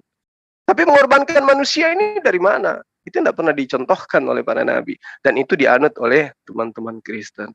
Jadi nyatalah di ajaran kita hari ini, kalau saudara kita, saudara Satria Injil, meragukan tentang siapa yang datang kepada baginda Rasulullah Muhammad SAW, yaitu hak saudara. Kami tidak ada paksaan, oleh karena di dalam ajaran agama Islam itu memang hanya bisa diimani oleh orang-orang yang berakal sehat. Kalau kemudian Anda mengatakan mungkin saja itu adalah iblis, silakan aja, nggak apa-apa. Karena yang kita lihat di dalam penulis kitab Anda, tidak ada cerita-cerita kayak begitu. Yang ada, Tepolius yang mulia, aku melihat banyak orang yang menyusun berita-berita yang terjadi di antara kita, peristiwa-peristiwa yang terjadi di antara kita. Oleh karena itu saya merasa terpanggil untuk menyusunnya kembali. Jadi itu bukan dari siapa-siapa, bukan dari Roh Kudus itu, tapi dari hasil dorongan sendiri untuk menulis. Nah, kalau ini Al-Quran diragukan karena adanya dari makhluk gaib, ya apalah daya tulisan Lukas dan kawan-kawan. Itu bukan dari Yesus, bukan juga dari makhluk gaib, tapi semata-mata dari hasil penyelidikan, tapi dianggap sebagai firman Tuhan. Sekira demikian para sahabat sekalian, terima kasih Bang Satria Injil, Bang Kusnadi atas waktunya, dan juga paparan-paparannya yang pasti bermanfaat bagi Islam dan juga bagi Kristen. Begitupun apa yang saya sampaikan bermanfaat bagi Islam dan juga teman-teman Kristen. Biarkanlah mereka yang menilai kebenaran itu datangnya dari pencipta langit dan bumi. Mohon maaf ketika ada kata-kata yang kurang berkenan. Begitulah dialog agama, karena mempertemukan di atas panggung dua konsep keyakinan yang berbeda, tentu dibarengi dengan kata-kata atau kalimat-kalimat yang terkadang tidak mengenakan di hati. Untuk itulah saya minta maaf, dan demikian juga saya memaafkan kiranya apa yang kita lakukan hari ini bisa menjadi edukasi yang baik terhadap bangsa ini. Demikian saya akhiri. Salam satu Tuhan. Wabillahi taufiq wal hidayah. Assalamualaikum warahmatullahi wabarakatuh. Waalaikumsalam. Ya, sekalian mohon izin ya. Terima kasih. Terima kasih. Akhi Farhan juga makasih ya, teman-teman yang ada di Zoom kita ini, Masya Allah. Banyak guru saya rupanya, jadi malu saya. Teman-teman netizen juga terima kasih banyak. Bang, silakan. Boleh nanya sedikit ke si Bangkus nih? Ya, silakan kalau beliau berkenan. Ya, tadi kan dia mengatakan kalau Nabi Muhammad dicekik. Sependek ilmu pengetahuan dewa, dewa belajar kemanapun juga gitu ya. Tidak pernah dewa menemukan Nabi Muhammad itu dicekik. Ya, kalau dirangkul ya diakui. Nah sekarang yang ingin dewa tanyakan itu, tolong dong open cam dong, mana bukunya? Silakan, pengen lihat. Sudah keluar, Pak Kusnadi sudah keluar. Ah, ini Bang Awi, maaf. Nggak ada itu. Itu teknik Memang misionaris begitu. itu begitu, Bang Dewa. Memang Pak Paham, Kusnadi kan Bang. dari dulu tidak Makanya pernah naik kelas. makanya kan kita di sini mempertanyakan hal itu, ya kan? Dewa pengen tahu Dewa belajar kemana-mana ini, sampai ke Eropa udah Dewa jelajahi ini belajar Buset. Islam. Iya. Ini Bang Dewa Awi, nanti- Bang Awi mohon maaf itu disapa dulu ginting asumsi dari kekristenan. Bang Kusnadi begitu dia di mana-mana. Bentar, Paul sini. Disapa dulu Bang Awi. Itu Pak Ginting Asumsi. Dia mau dialog katanya sama siapa, silakan. Tadi Bang Juma kenapa nggak mempertanyakan soal cukur gitu ya? Cukur Ada Bang, dalilnya banyak. nggak cukur jembut di mereka kan ada itu. Di YouTube kan terkenal itu. Pertanyakan juga dong. Kita ambil korelasi yang sama gitu, Bang. Dalilnya itu Oke. ada puluhan sampai 20 ayat itu, 20 dalil yang mengatakan cukur bulu itu banyak. Untuk nyukur jenggotnya. Apa itu Tuhan? Oke, izin sebentar dulu. Jadi beginilah kayaknya Pak Kusnadi dari dulu tidak pernah naik kelas. Pak Kusnadi itu tidak pernah membela keyakinannya ketika dikatakan Tuhannya adalah roh, bapaknya adalah iblis. Mana dia membela? Dia tidak pernah membela itu. Dia cuma menyerang terus dengan gayanya yang lama-lama itu, yang membawa dalil, membawa fitnah, kan selalu begitunya dari dulu Pak Kusnadi itu. 2 tahun menghilang, pikir sudah pintar atau naik kelas, ternyata tidak naik kelas juga beliau. Enggak, dia Oke lah lagi kalau begitu. latihan, Bang Awi. Hmm. Setahu dewa gitu ya. Dia lagi latihan gimana caranya latihan memfitnah. Latihan dulu kan, dia banyak latihan itu. Kita bingung Mungkin dia lagi latihannya di mana ini orang. Gitu Pengen ya. ngelatih juga dewa ini, pengen berlatih juga dewa ini. Dia tidak pernah membela keyakinannya kok. Ketika tadi dikatakan bapaknya adalah iblis, ini itu, mana dia pernah membela ke situ? Nggak ada. Dia tidak akan membela keyakinannya. Dia cuma berfokus untuk menyerang, memfitnah, berfokus menyerang dan memfitnah. Ketika dikatakan bahwa Tuhannya pagan, roh bertanda 7, adakah pembelaan dari dia? Nggak ada. Tidak penting baginya dia itu melakukan pembelaan. Yang penting terus memfitnah, membawa. Makanya tadi saya menyimak itu, seharusnya sebelum dia bicara tampilkan dulu datanya, karena sampai selesai ternyata data yang dimaksud itu tidak ditampilkan. Katanya nanti cari laptop ini dan itulah. Dan begitulah gayanya Pak Kusnadi. Oke, kita lanjut aja ke Pak Ginting Asumsi. Selamat sore Pak Ginting. Ya, Pak Ginting udah Sebentar, bisa open mic. Pak Awi, saya boleh menambah. Silakan Kanda, silakan Pak Farhan. Silakan. Oke, terima kasih Bang Awi ya. Tadi saya waktu moderator pertama, saya sudah bilang kepada Kusnadi untuk mempertanggungjawabkan segala narasinya. Karena apa? Ketika diskusi hanya bermodalkan narasi tanpa bukti, itu hanyalah asumsi. Dan itu basi menurut saya. Kalau kita mau diskusi dengan baik, tampilkan data baru bernarasi. Makanya tadi saya kejar, karena saya juga membaca Ibnu Mas'ud, Sirah Nabawiyah, Ibnu Hisam, saya baca. Saya tidak pernah menemukan sebuah narasi dari dari Sirah Nabawiyah yang dikarang oleh Ibnu Hisam itu mencekik, tapi memeluk dengan erat. Itu yang pertama. Yang kedua, narasi yang dicoba dibangun sama si Satria Ijil ini tentang bagaimana Khadijah ini membuka pangkal pahanya, dan itu tidak saya temukan. Ya, tidak saya temukan. Yang ada adalah betis. Nah, ini ada di dalam tafsir Al-Misbah ya, bahwa setan itu suka dengan, atau iblis ini suka dengan aurat, suka dengan keterbukaan aurat. Makanya kalau itu dia nggak pergi berarti iblis, tetapi kalau pergi malaikat itu adalah makhluk suci ya, makhluk yang tanpa nafsu, sehingga malaikat Jibril ketika melihat itu ya dia pergi. Nah, narasi yang dibangun ini sebenarnya ini fitnah yang yang basi sebenarnya, tapi ini dibawa terus oleh si Kusnadi ini dengan, saya nggak paham ya. Mungkin tujuan dia memang untuk mempengaruhi umat Islam, tetapi yang saya bilang tadi, narasi tanpa bukti itu udah basi ya, dan itu hanyalah asumsi segala. Terima kasih Bang Awi. Tafadhol. Ya, Iya. saya tambahkan juga dikit, Bang Ali, bentar. Itu betul apa kata Bang Farhan, itu yang betisnya ya, tetapi kalau pahanya tidak. Dan andaikan itu Siti Khadijah, di pahanya pun masalahnya di mana? Itu kan istrinya. Makanya betul yang dikatakan Bang Farhan, kalau misalkan iblis itu, setan itu suka sama yang namanya aurat. Ketika kita masuk kamar mandi, itu kan ada bacaannya kita. Allahumma inni a'udzubika minal khubuthi wal khabaithi. Ya Allah, hindari aku dari setan laki-laki dan setan perempuan. Jadi yang suka aurat itu adalah setan. Itu maksudnya. Makasih, itu aja.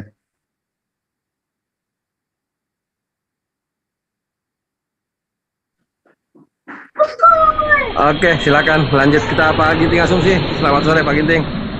Atau mungkin masih ada yang mau memberikan tanggapan reaksi?